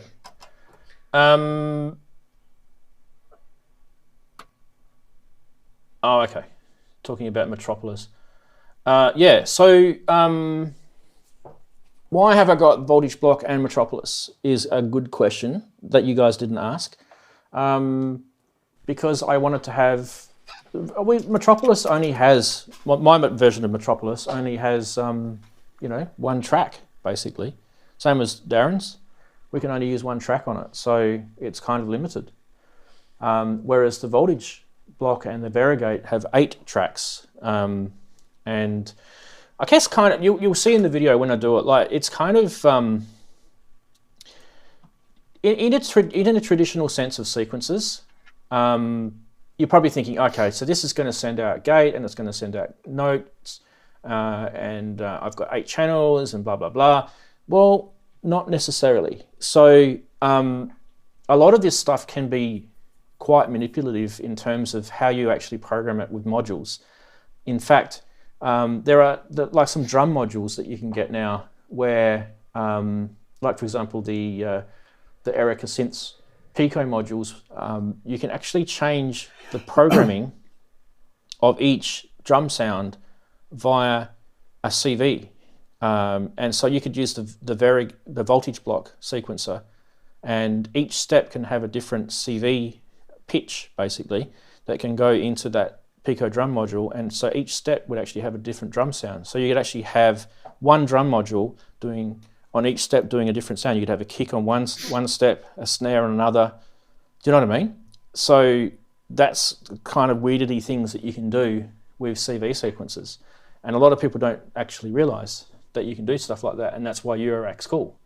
So it's a little bit like with the beat step, with the beat step, how they've mapped out the 10, the programming of the 16 steps of the drum, and you've got the 8 outputs and blah, blah, blah. It's kind of similar to that, but you've got it in a nice little neat looking Eurorack module. But yeah, anyway, we'll go into that in another time, but I thought that was definitely a good little sort of interesting pause on the vintage topic, because we do like to tangent in this show. So are we kind of, does anyone want to else talk about vintage before we've been streaming for an hour and a half? What else do we want to talk about? Because Darren's got some vintage gear, and we didn't really get into much of his. I don't know what you've got of yours connected, Darren. Is yours all connected up now? No, I've only got the A1X. Well, I've only got this side connected. Yeah. So the only vintage is supposed to be the A1X. Like I say, I've not been doing much connecting. I've got lots more wires to get up, so yeah, it's not connected. Same as my module, it's not even up running. It's just sat there looking at me, waiting for me to use. I'm without any notice at all, I'm going to pick your brains. When you got your Junos 6, we know this. We know the story. We know when you got it. It was a while ago. You've had it for a while, like in terms of years and years and years. But when you got it, was it classified as vintage when you got it? I got it in 97, 96. So it would have been just an old synth. Would have just been an old synth. It's just an old synth then. Yeah. I think at that time it wasn't even, they didn't cost a lot, because I don't think anyone, I won't say they wasn't wanted, but they wasn't like they are now. They wasn't more sought after. But yeah, it was, I think I got it just after I got the XP. And at the time, I didn't even know it was anything, like now, it's like, it's sort of vintage classical synth. At the time, it was just an old synth that, everyone was going digital at the time, so they wasn't that bothered about them. I mean, probably the synth, the synth geeks might have been, but on your everyday store, it was just there for, I think it was 149, I think, paired with the case. Yeah. So and it's not like now, isn't it? So what I'm kind of trying to get at, and I think you kind of understand, but in that particular part of your life, you picked up this synth for a reason, whether it be because it was a good deal, whether it be because you actually liked the sound of it, maybe a bit of both. But like I said, you had absolutely no knowledge that this thing was going to mature into something of a little bit of a financial windfall for. It's not massive, not like winning lotto or anything, but you know what I mean. It's turned into something that's an asset in a sense. Yeah. And you would have had no idea that was going to happen. In fact, you probably would have thought the opposite, because it was already going down in price. The reason, sort of almost none of that, because I mean, I didn't really listen to it much. I just made sure that it worked, and I was having a bit of. I just wanted some keyboards. I just wanted some keyboards. I didn't even know what it was. It just had wooden ends. It looked quite cool, and at the time, I just want another synth. So I've got, so I could have 2 synths racked up, and I thought that would look really good, because I was only just getting into it then, so I hadn't even got a clue what it was. It just had wooden ends. It came in a case, and it sort of just looked old. So I bought it. It was only later, you know, as time went on, that I realised what it actually was and how nice it sounded and how good it was, and that's why I've kept it ever since. Can I ask you then, Darren? But yeah, at the Can time, I ask you then, yeah. when you got it home and started using it, did you sat there scratching your head wondering how you saved sounds on it? Yeah. The thing was, because when I got it, I got it after I got the XP. So Yeah, I got I the know, XP with a disk drive and everything, all digital. It was, you know, I just hit a preset, great sounds. I got this, think it was an old synth, you know. I don't know, it's just weird. I don't know what this does. I can't save anything. I thought these buttons here originally were to save, so I thought I could save at least 3 things.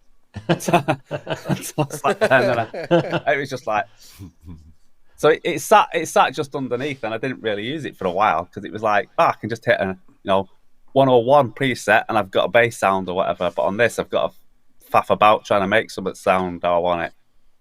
But like I say, it was only in later as the later came around, I sort of realised how good it was and how much more I liked it than the XP. I mean, the XP comes in handy, but it's just like, that's why I just kept it.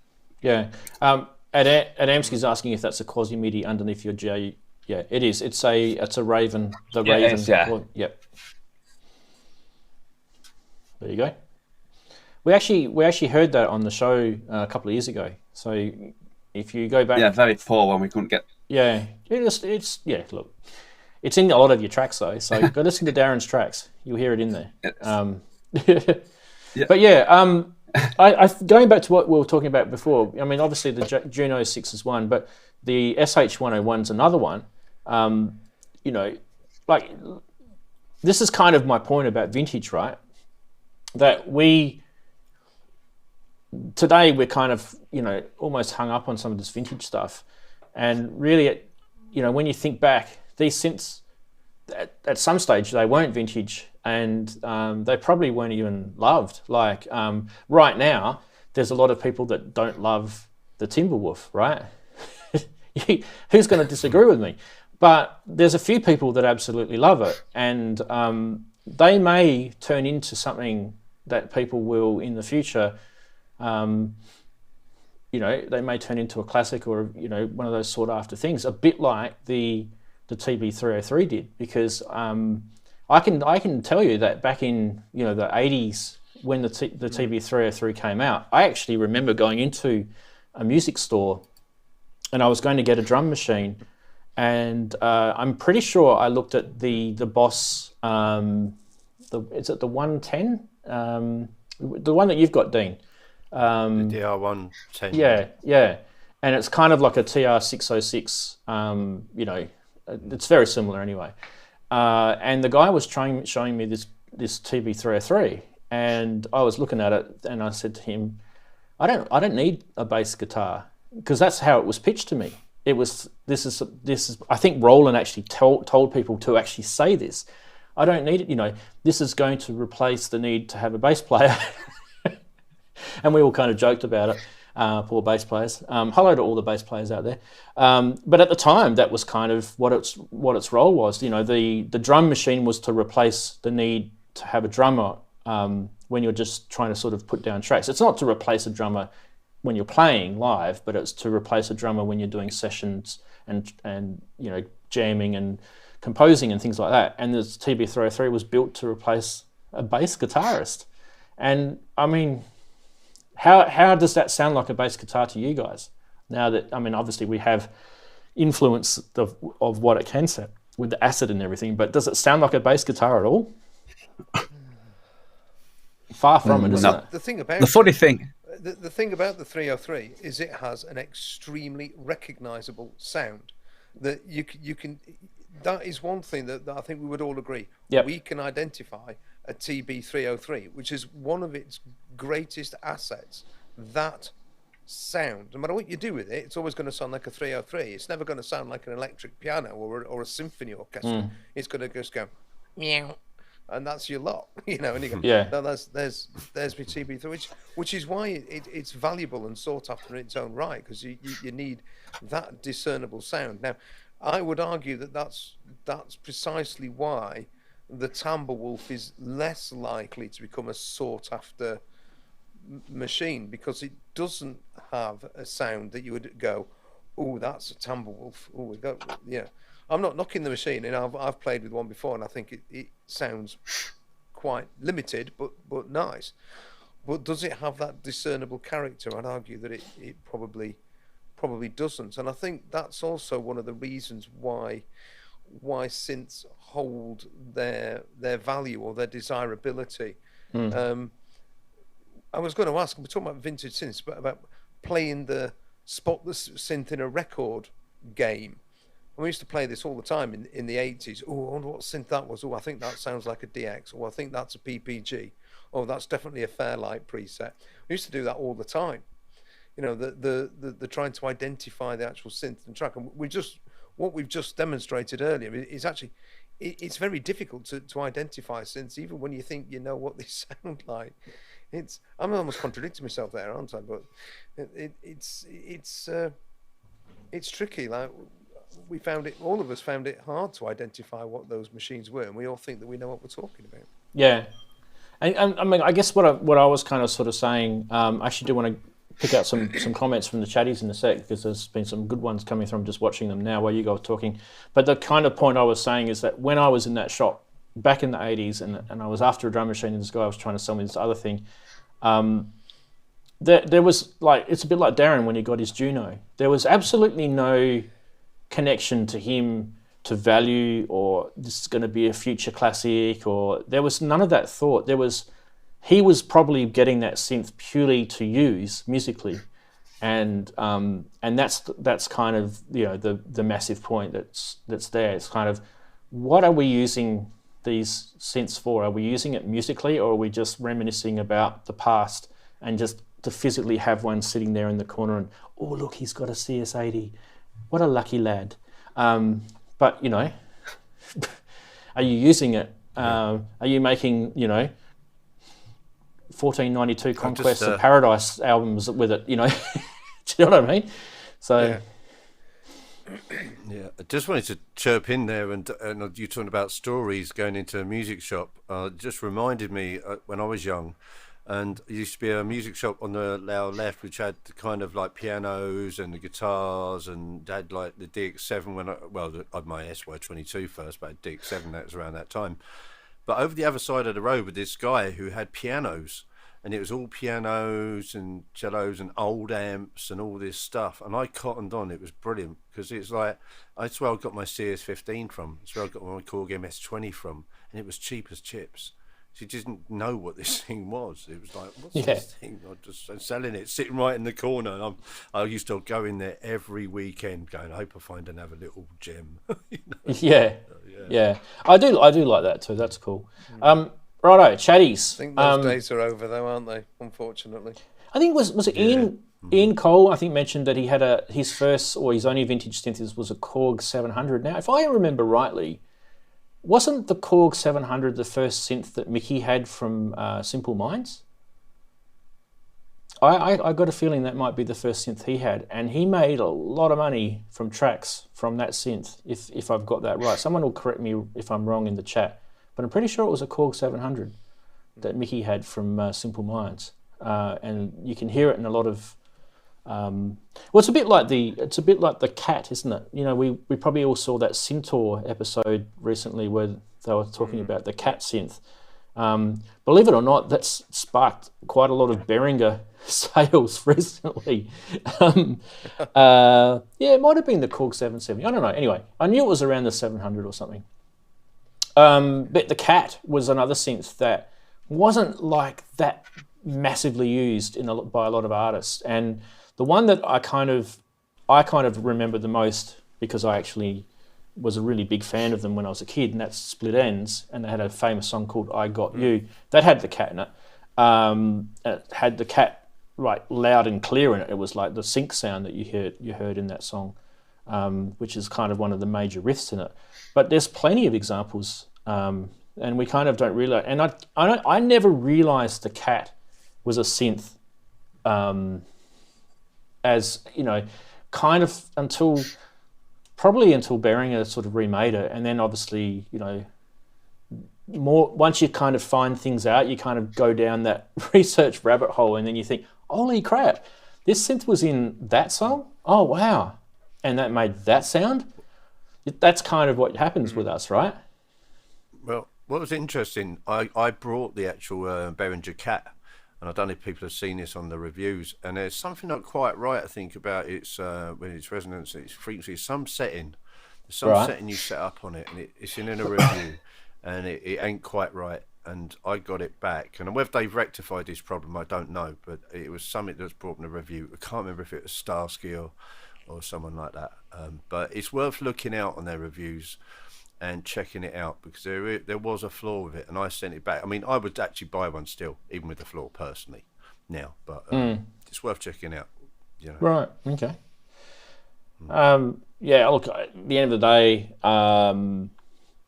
do I need a cat? Probably not. So I've got enough. I've got enough synths here. But I mean, look. Look, if I was, you know, in a position where I had some spare cash and I you know, had one sort of float across my desk, yeah, I'd probably grab one. It's kind of like that for me. It's not like, oh, I need to go and make this record for this particular thing that I've been commissioned to do. It's not one of those situations. So we kind of have to be careful about whether we do really sort of want these things. And for me, the 2600, you know, you guys know my story with the 2600. It's a different need. So my need for the 2600 is purely because I think all my life I've always wanted to have one, and where I live, they're very, very rare. Where you guys live in the UK, there's probably more of them around, but where I live in Australia, there's not very many, because those things are massive and they're hard to get over. You know, this place is. To get anything here, it's either by ship or by plane, and it costs a fortune. And a lot of the bands and musicians, and you know, they're not as big and as successful as they are overseas, especially in America and the UK. So we don't get as much gear over here. But there is, you know, there are 2600s in my city. I have played them over the years, and you know, I fell in love with it. I fell in love with it for two reasons: for obviously the music that I first heard when I, you know, heard that music and I loved the sound. But secondly, I fell in love with it when I actually started to use one and realized that this is completely different to using a mini Moog with its, you know, standard sort of oscillator filter sort of setup. It's different architecture, and that architecture of the user interface got me hooked, because it kind of made sense to me. And which is also why I like the Odyssey as well. It's very similar. I actually think probably I'm a pretty big ARP fan when it comes to. I think Alan Perlman, you know, he kind of had the right. Maybe, you know, my mind and his mind are kind of along the same wavelength. Like, he had the kind of right idea.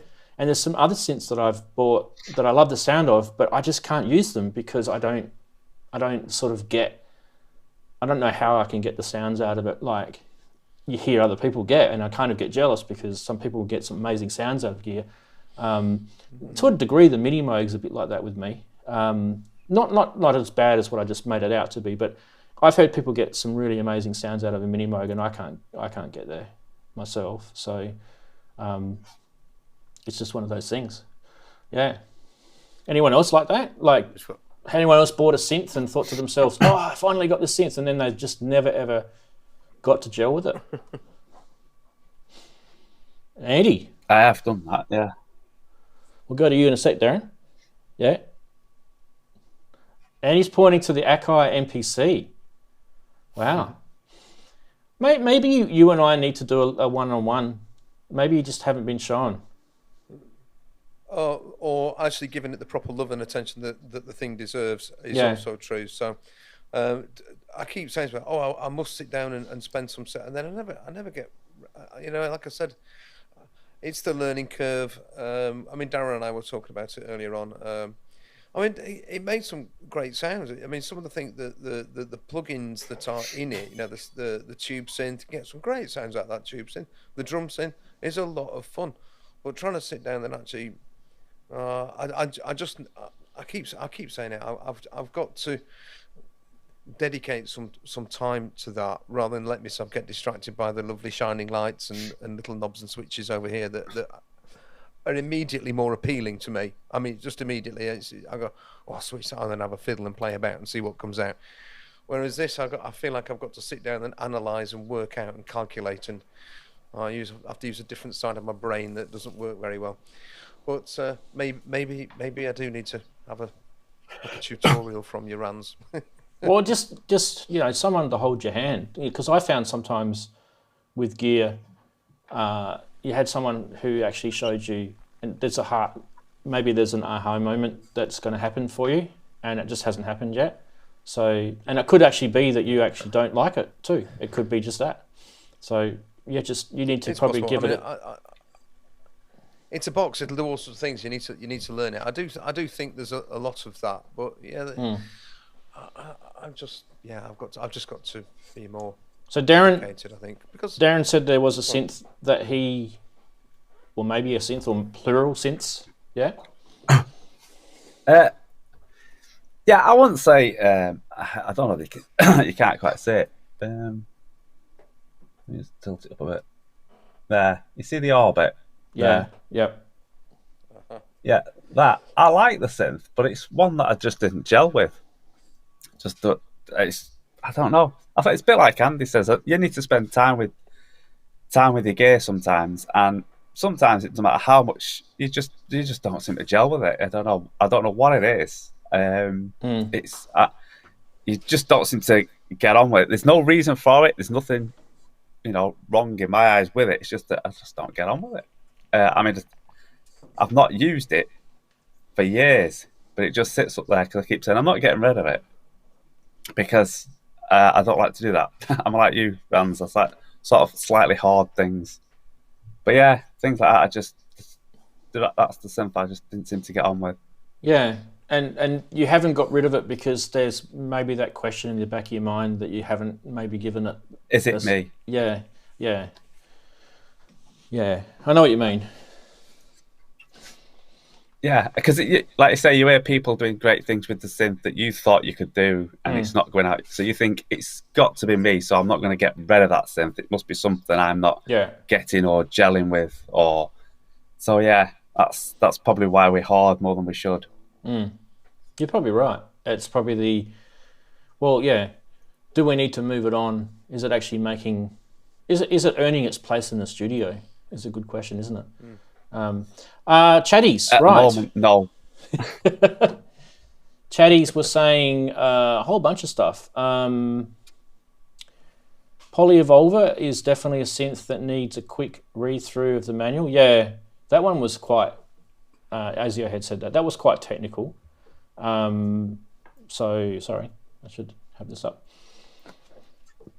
That was quite a technical synth. I remember, I never owned one, but I remember playing with one, and I just thought it was a bit hard to get into. Magoo's saying I still have my Radius. Yes, I do. And look, to be honest, the Radius, I never actually had a problem getting sounds out of the Radius. I just thought that I got to the point where the next step with the Radius was kind of like to use the sort of sequencer to do sort of parametric, modulation and some of the sort of more advanced stuff. And it was a bit of a pain in the ass to go down that sort of route with it. But in terms of what it can do and what it sounds like, it's pretty cool. It's just, I just felt, I kind of didn't really, didn't really get to the love, amazement that some of the other people have told me that it sounds like. It's still possibly going to be sold. I don't know. It could be.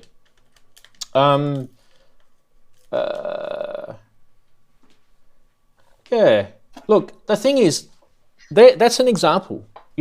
I bought the Radius because everyone was raving about how good it was.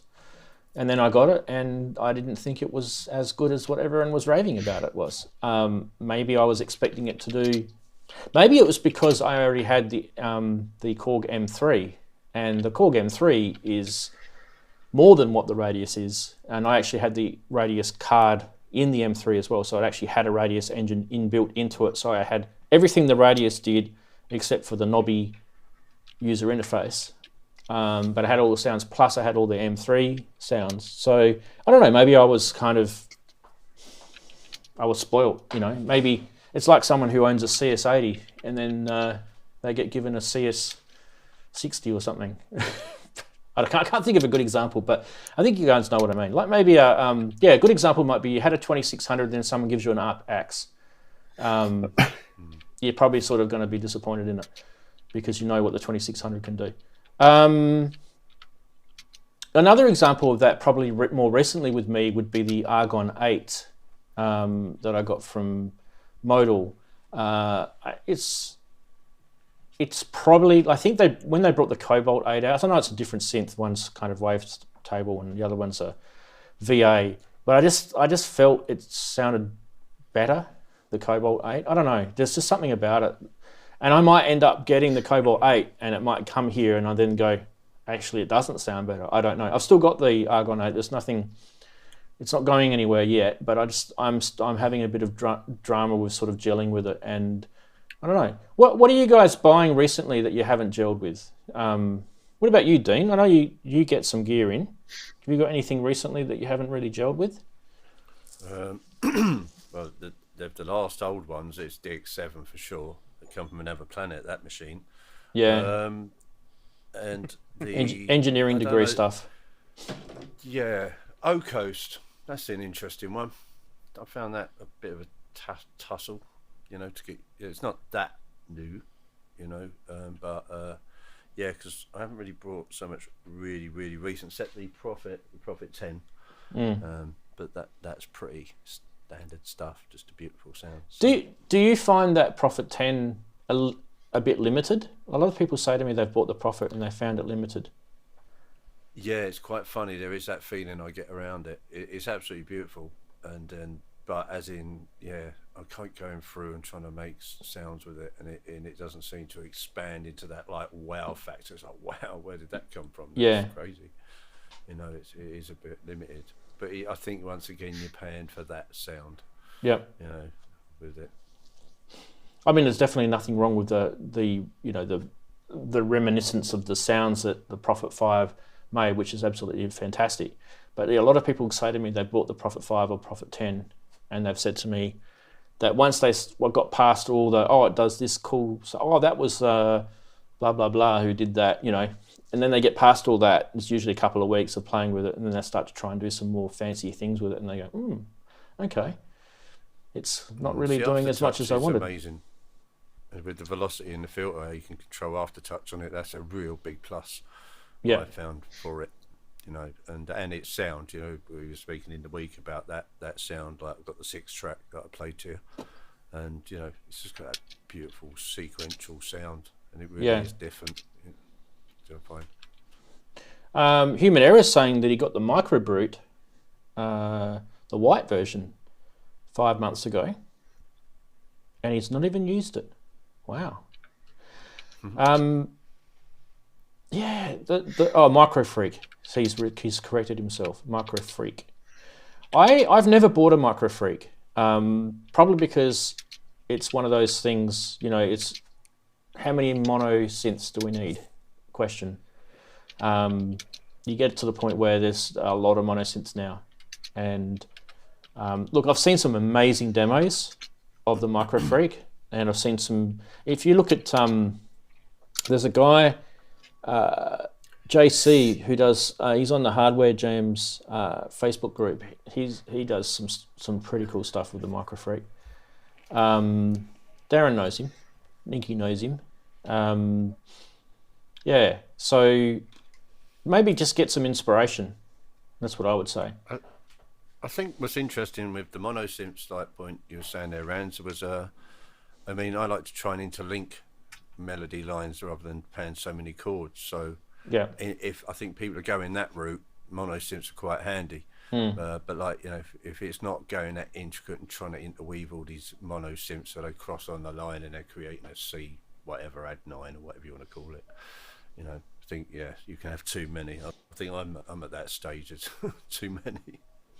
Yeah. I mean, like I've made tracks with polyphonic synths, And then I've listened to it back and I thought to myself, I could have just done that on a monosynth. So it's kind of, it's weird that, you know, you make those choices when you're actually making, you know, it might be, it was just handy or whatever the reason is, but then you listen back, you know, maybe a couple of years down the track and you think to yourself, why did I even use that? I could have just done that on a monosynth. It was just a sawtooth wave and going through a filter and it had an effects on it. Do you know what I mean? So they have some... Admit. Yeah, they have some definite Just to admit, I'm a benefits. gear slot. Yeah, exactly. I've got the microfreak here as well, funny enough, and I'm like thinking, yeah, why did I get that?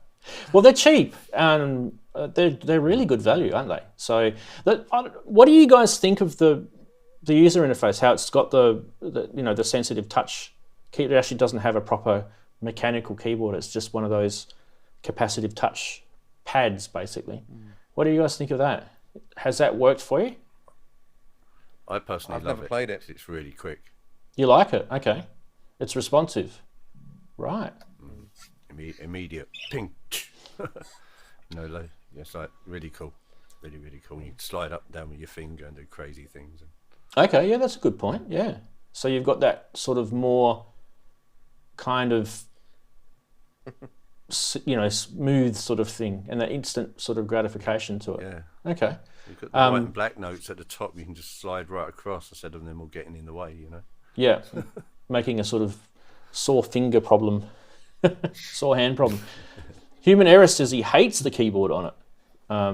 So there you go. Interesting. So some people are giving the Microfreak a bit of love and some people are giving it a bit of opposite. Max saying That's that how it should be. that he has a Microfreak all day long if the form factor was different, and of course I mean rack mount. Okay. So Max is the sort of guy that wants to put sound modules somewhere and then he accesses it sort of more centrally. That's kind of, I guess, what he's saying. What's great is all the Yeah, additions I'm they leaning brought that out, way you know. for the space.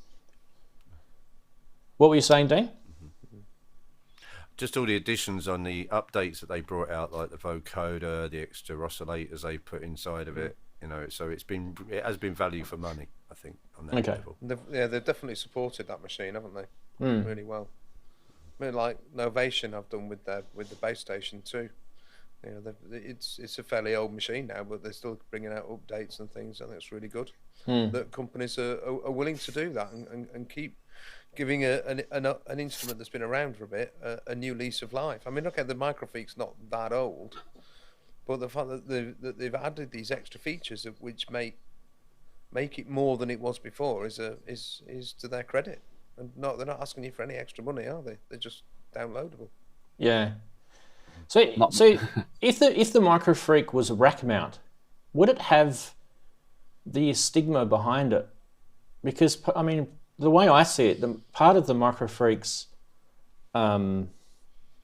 attraction is that capacitive touch user interface. And if you took that away, if you just had it as a sound module, you're not really getting that, are you? It's a bit like having a CS80 without the ribbon controller. Well, there are other synths which have got these sort of capacitive touch strips. The Volkers, of course, they've all got them. Yep. They're blooming horrible. I don't get on with it at all. I always play mine from a keyboard if I can manage it. There's that's big stylophone synth. That's got little thingies, capacitant things. Let's not forget the Wasp. Yes. The original Wasp. That was the same thing. And don't spill your beer on it though. And why should these things? I mean, the idea that a synthesizer should necessarily have to have one of these strapped to it, you know, it's all right if you can tickle the ivories nicely. Yeah. But actually, if you're not a player, you might immediately gel with the interface of a Microfreak in a way which is much more intuitive to you as say a non-keyboard player. I have to say I haven't had the chance to play on a Microfreak. I'd really like to. I'd like to have a go on it just to see how it works. I haven't yet. But I quite like the idea that the actual immediate interface is a little bit different, a different twist on it. Jan Setter is saying a D-beam freak version would be the ultimate. There you go. Oh yes. Now, who was I talking to about D-Beam the other day? Someone was telling me about wanting to have some sort of CV-controlled synth, multiple sort of CV controls, and I said D-Beam's the answer. Can't remember who that was. In terms of the, you're talking about the Volkers, Andy. One of the Volker keys, which was one of the first Volkers that ever came out, if you put that into fifth mode, I don't know if you've still got yours or not, or if you haven't got one, I don't know. Go find it. Yeah. Put it into fifth mode, and then just run your finger up and down the little touch keypad. That's the prog setting. It is so much fun. Like, you can have so much cool fun with that. So playing a solo in fifths. Yeah. But then you just adjust the envelope, so there's a bit of an attack on there, and you kind of sort of it does a few weird sort of bizarre things with the envelope when you're sort of running it across really quickly. I think it's almost like the Volker can't keep up with itself. It's kind of cool. You get some glitches with it. It's for those who've got one, they'll know exactly what I mean. I actually really like the Volker keys. And I really hate it at the same time. Like, one of the things I hate about it is it's kind of paraphonic in the way it plays its polyphonic mode. But what I do like about it is I absolutely love the sound of the voice and the filter on it. It actually sounds really good. So I don't know if Korg ever made anything that has like a sort of Volker keys Pro or X or Plus. I reckon it'd be a good idea. Because it's not like the mini log doesn't sound like a Volker keys. So, I mean, because you probably think to yourself, okay, the mini log would probably be the closest thing to a Volker keys. It doesn't actually sound like one. And the Pro log doesn't sound like one. So it would be interesting if Korg actually made a bigger version of it and made it a bit more polyphonic, not so paraphonic, with multiple filters per voice and proper envelope generators, and that would be a pretty killer sounding synth.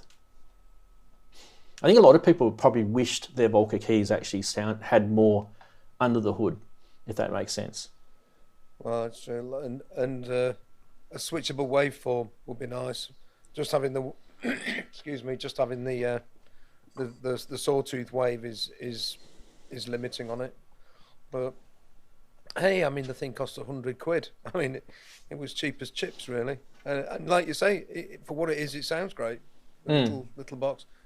It's noisy, but it sounds good. When you think about that sawtooth waveform, you guys saw that the synth that I showed last week, which was the Poly 800 or the EX 800 was the version I showed. And for that thing to do a sawtooth waveform was actually kind of a whole bunch of harmonically stacked square waves. It's crazy how that does a sawtooth waveform.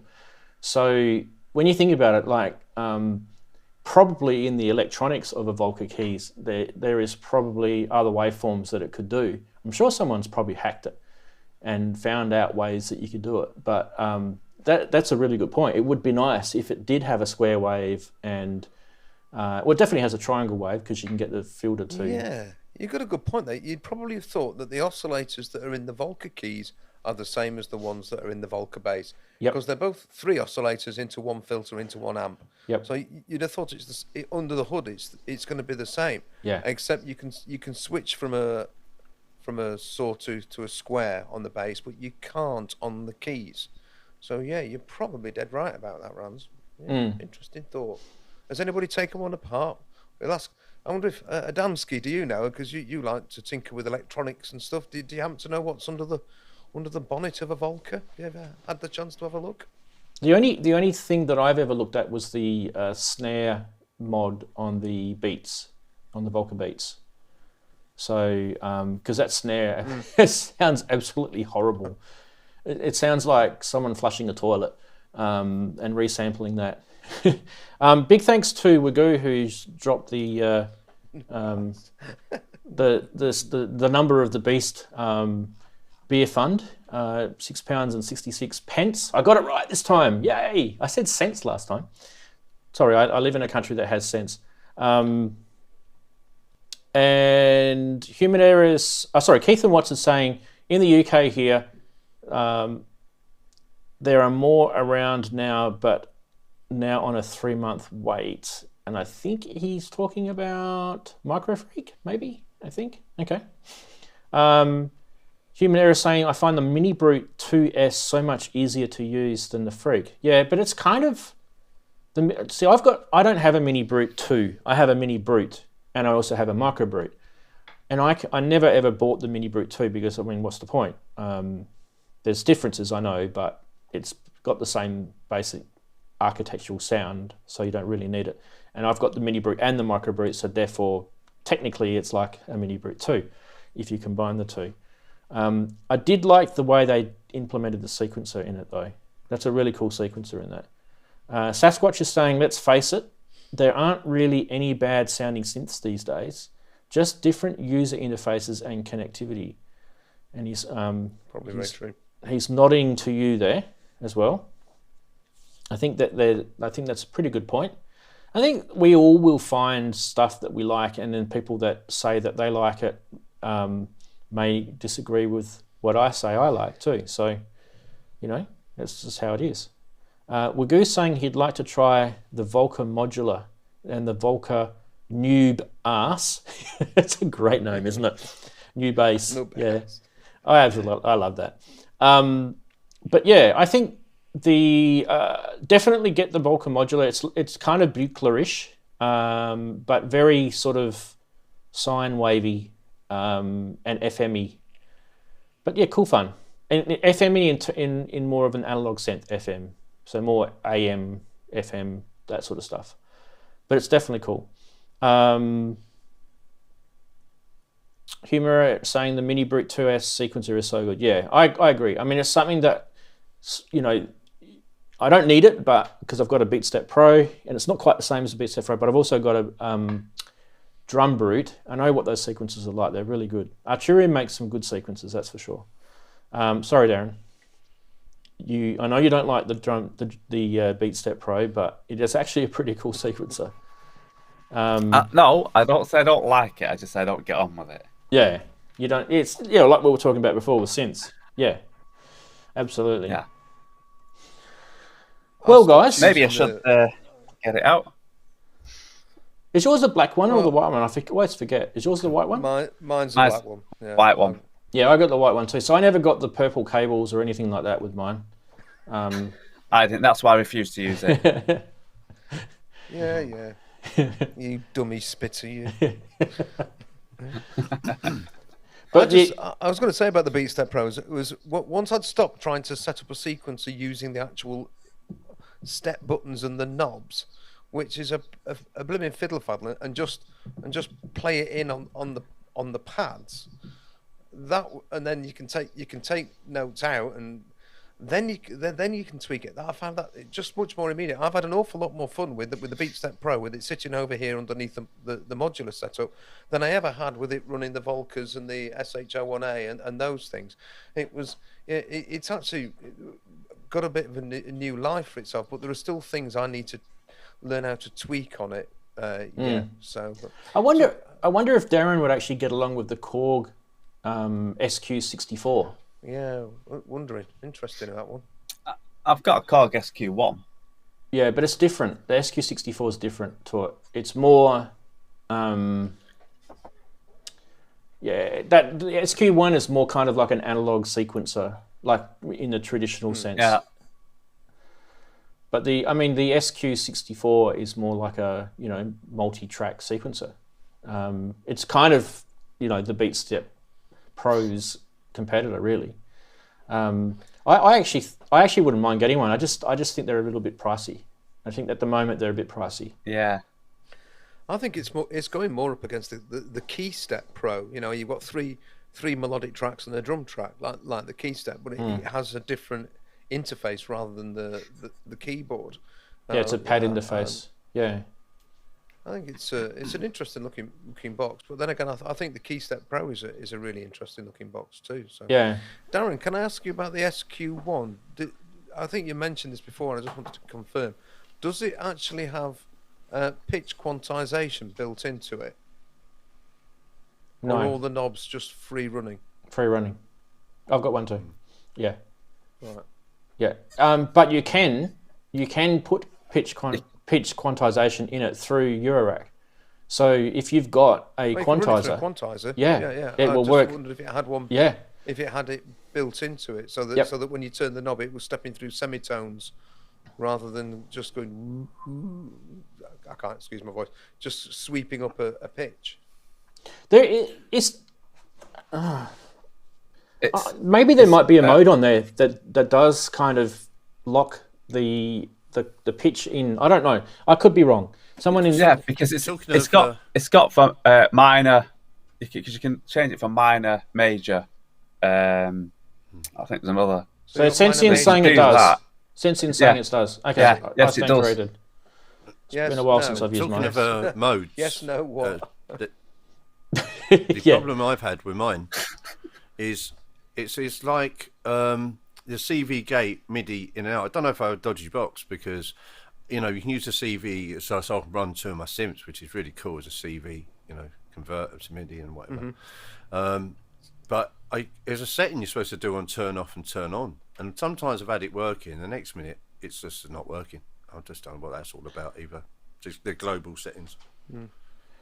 Yeah. Interesting. Plug the USB into your computer and see if there's a firmware update for it. I don't know if there ever was, but there might be. Go check out the Korg website. Sorry, I actually didn't think. Sorry, Sensei. I actually didn't realize it did have those modes. I completely forgot about that. There you go. I've only been playing with it a couple of weeks back, but yeah, it does. It has so you can change it to major, minor. I think another two. I think. Yeah. So in that sense, well, quantizing. I mean, let's define quantizing. Quantizing, not necessarily tuning, right? So quantizing is not necessarily in tune. We kind of got to get that right, because it might be out of tune, but it might be quantizing in terms of the way it steps down the voltages for each of the minors or the majors or the chromatics or whatever. Yeah. Okay, I get it, and that's probably where I was kind of getting confused, because I know that you can quantizing of timing, quantizing of pitch. Yeah. Of the pitch CV. Yeah. Yeah. It's a cool. I mean, I've had the little box for ages. I think I got it back in the Volca days, and one of the first things that I used it for was when I got my Korg Odyssey, the little, the 80% Odyssey that they brought out. It was good fun to plug into that and sequence your Odyssey. So, and I haven't used it for a while because I've obviously got much more capable sequences in Eurorack. But I think there was a stage where I was actually looking at mounting the SQ1 into a panel and actually putting it into the Eurorack. And there's actually people that have done that as projects too. So yeah. I think we did talk about that, didn't we, Darren? Hayes, I think, has done something like that, hasn't he? Yeah. Did we find someone that done it and you've got a picture of it as well? Oh, it was a while ago. Actually, in the Eurorack. Yeah. I think it would be a cool little, if you could be bothered, it'd be a cool little project to do. But you can get SQ1s quite cheap, I believe. So I think the guys in chat are talking about it. Inky's telling me off that the Microfreak is not mono. I didn't know that. That's true, yeah. Yeah, I didn't know that. I think when it first came out, was it mono? I don't know. No, it's got a paraphonic mode. I think you can have. Well, I better ask Dean because he's got one. Yeah, I actually didn't know. Sorry, I thought it was mono. Yeah. Like I said, not knowledgeable about that synth at all, and I'm not working for Arturia either. So there you go. But no one knocks on my door and says, "Hey, here's a whole bucket of money. Sell my synth for me." That's obviously why I don't give them the love. It could be a waste of space sense. I think it could be. You're probably right. It's probably better if it just sits out of the rack and you just plug it in that way. You're probably right. What was a waste of space? The SQ1. The SQ1. Making it as a module. Yeah. 40 HP, I think he said. Whoa! I think you turn it around on its side, but it would be bigger. It's a bigger box. Isn't Do we need to, Native VS is saying, do we need to get Mark Doty to settle this discussion? Oh. You know, I reckon if you ever met him and you brought up that, he'd probably punch you in the face. Honestly, he'd be so sick of hearing about it. But yeah, he's kind of, it's almost like he's got it tattooed on his forehead, isn't he? Poor guy. Yeah. I have met Mark Doty. I met him at Synthfest and had a chat with him there after he gave his lecture. I just went and spoke to him, and he was dead easy to talk to. He was a really nice, approachable bloke. Because I talked to him, I went up and said, "You cost me a fortune, mate. I've just spent £400 on Volkers." And he was like, "Oh yeah," because his Volker videos, his videos on the bass and all of them, that series, and the FM. Were absolutely fantastic. I thought, I've got to have these things. You know, yeah, they're kind of for a guy like this. They're good enough for me. They're kind of infectious, aren't they? They were infectious, those videos. Yeah, I remember. He's actually really good. He's a lot bigger in real life than you think. He's quite a big guy. Yeah, he's quite tall. He's a tall bloke. So he's got that big American personality, but it's actually he's also quite a big guy as well.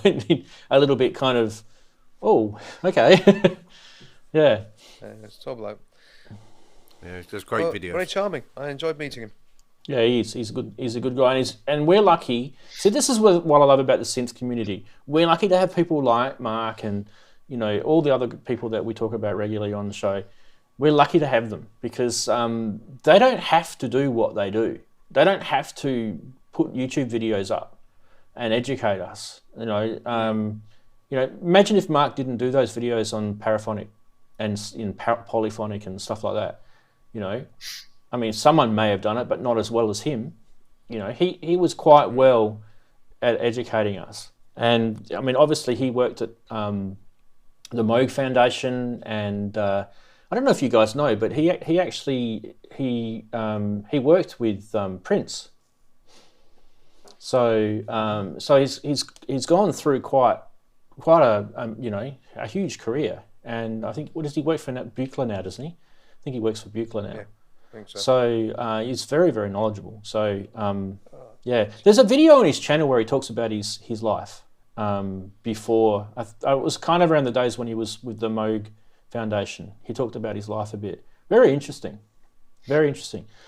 And I think I feel sorry for him because he gets a lot of idiots commenting on his videos. I actually watch all of his, well, not all of his videos, because some of them can be a bit dry when he's going into all the different sections of each of the synth. If you had that synth, you'd probably watch it, but if you don't, you're not going to sit there and watch it. But there's some comments. Episode 29 of the of the Polybrute, thinking, whoa, what? How many episodes? If you're really bored, I mean, it might be up your street, but yeah. It was great for the Matrix Brute for me, because that thing was a bit of a, whoa, what's this all about? And it was brilliant. I was like, just what I needed, no manual. But he does. He demystifies the manuals, doesn't he? And he also talks about things that aren't in the manuals. And I'm a bit advocate for that. So if you've got a skill where you can understand how something works, and you know that it's not as easy for everyone else, then if you're willing to share that skill, share that love with the world. It's a good thing to be, and I don't think people shouldn't be commenting on his videos like the way some of them have been, especially with that topic that we mentioned before. Chatties, we're gonna wrap it up in a sec, but just quickly go back to chatties. Lots of love for Mark. So if you're watching, Mark, big hello to you. Probably doesn't even know who I am. But that's okay. You get that. Yes. Watch. There's a lot of people that do videos like, I think synth manuals, a lot of them are absolutely not any help at all. In fact, you've probably seen me chuck them over the back of my shoulder before. A lot of them are completely no help at all. There are some companies that I will remain nameless that are terrible at doing synth manuals, especially recently. When you'd think recently people would have had a better clue about it. But Anyway, we are going to wrap it up. I think we're probably completely well and truly exhausted the vintage synth topic. We might revisit it in a couple of years' time or whatever, who knows. Let us know in the chat or in the comments below if you're watching this on replay if there's a topic that you guys want us to cover, because sometimes I scratch my head and I think, what the hell am I going to do the show about? I don't have to do the show about a topic, by the way. I can do it like some of the other synth shows where they actually set the topic afterwards and just let the conversation flow, because it's a bit more organic. And we can just run our regular segments. But I do like to do a topic because it kind of gets people excited. They can talk about it, and it kind of keeps it sort of centric to something. But yeah, let us know in the comments if glowing knobs.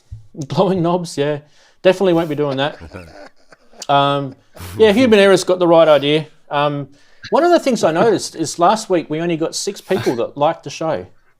And not that I really sort of look at that stuff. Yeah, I just thought we must have done a really bad job. But I thought, geez, Chelsea would have deserved more than 6 likes, that's for sure. Well, hopefully the glowing knobs gets a few more, eh? Thumbs up wherever they're going to belong. But if anyone is ever wondering, the thumbs up isn't really any benefit to me in terms of, oh, you guys love me, so you're giving me thumbs up. That's not what it's for. What it's actually for is actually the YouTube algorithm. Believe it or not, it only benefits the YouTube algorithm. So when you're giving the thumbs up, what ends up happening is YouTube will then say, oh, this video was actually quite well liked, so therefore I will put it on recommended or browse features and all the stuff that's in the YouTube stuff. So, but between us... Well, talking of that... Yeah. You can all go on thumbs up my last video, because for some reason I think I had about 10 thumbs up, and I came back to it 15 minutes later and it had gone down to 1. Yeah, well, see, that's what happened. I don't know what happened there. I don't know. That's what happened last week with the video that the live stream. And I'm pretty sure there was something like 20 likes during the show. Like right now, it's showing 20 likes now, or 19 likes. Does it start when you put it up on your channel as a discrete video? Do the likes then start again? Do you understand what I mean by that? No, it should keep it. Running for this. No, it keeps it. Oh, well, I'm pretty sure it keeps it. Yeah. Yeah, it's stupid. Like, don't get me started on YouTube. Yeah, we really do need another platform. You started a while ago on YouTube, Runs. No, but I'm saying we need another platform that doesn't have all the stupid restrictions and like algorithms, and we need a bit more of a musician-friendly platform that we can get onto. If I want to play 30 seconds of my favorite artist, I'm not going to get a copyright sting, MusoTube. Yeah. If anybody knows about this stuff, get it set up. Okay, so some people are saying that after you finish streaming that it starts at 0 again. I'm not re-uploading the video. I'm just literally saving it, and I'm pretty sure it keeps it. Right. I've seen it before. Anyway, yeah. It doesn't. Well, mine was already uploaded. And I had, like, say, about 10, 14 likes. And then I came back to it about 20 minutes later to answer a comment, and it had gone down to 1. Yeah, Twitch. Sensian's got the right idea. Should we do a Twitch show? Or I mean, I'm not talking about being on Twitch. I'm not talking about like dual streaming this. You mean stream it on Twitch? No, it's too hard for me to run a stream at the same time on 2 platforms. Like I've actually tried to run the show where I've streamed live on Facebook and on YouTube, but it's way too hard. It's hard enough keeping an eye on the one chat room. I don't know how some people do it, but if you're going to do a Twitch stream, you'd have to do that as a separate stream. It's completely like, it's more chat. Like these guys here, it's much more interactive with the chatties than what we are getting on YouTube. It's so much better for the chatties. They get so much more interaction on it. But yeah, Twitch is a streaming platform if you've never heard of it. There is one last question to ask, if you don't mind, or comment to make, and that is to actually compliment Dean on looking so dapper, as though he's just come straight in from the office. Yeah, he's been to court. He's been to court today. Go on, Dean. Go on, Dean. Stand up. Stand up. He's literally sitting there in his pants. He's like a newsreader. Yeah. How many times did you say Your Honour today, Dean? I know. Don't. Got out quickly. That's why I had my shorts on underneath and dropped my trousers and run out. He just didn't have quite time to change the rest. Oh dear. Yeah, I still got the gnomes though. Run out with the gnomes, so I was all right. Oh, dear. All right, we're gonna end it now, guys. Been 2.5 hours streaming, so I think that should do it for this week. See you all next week. Yeah, Bye bye. See you soon. Don't forget to check everyone's channel out. Take care. Toodles.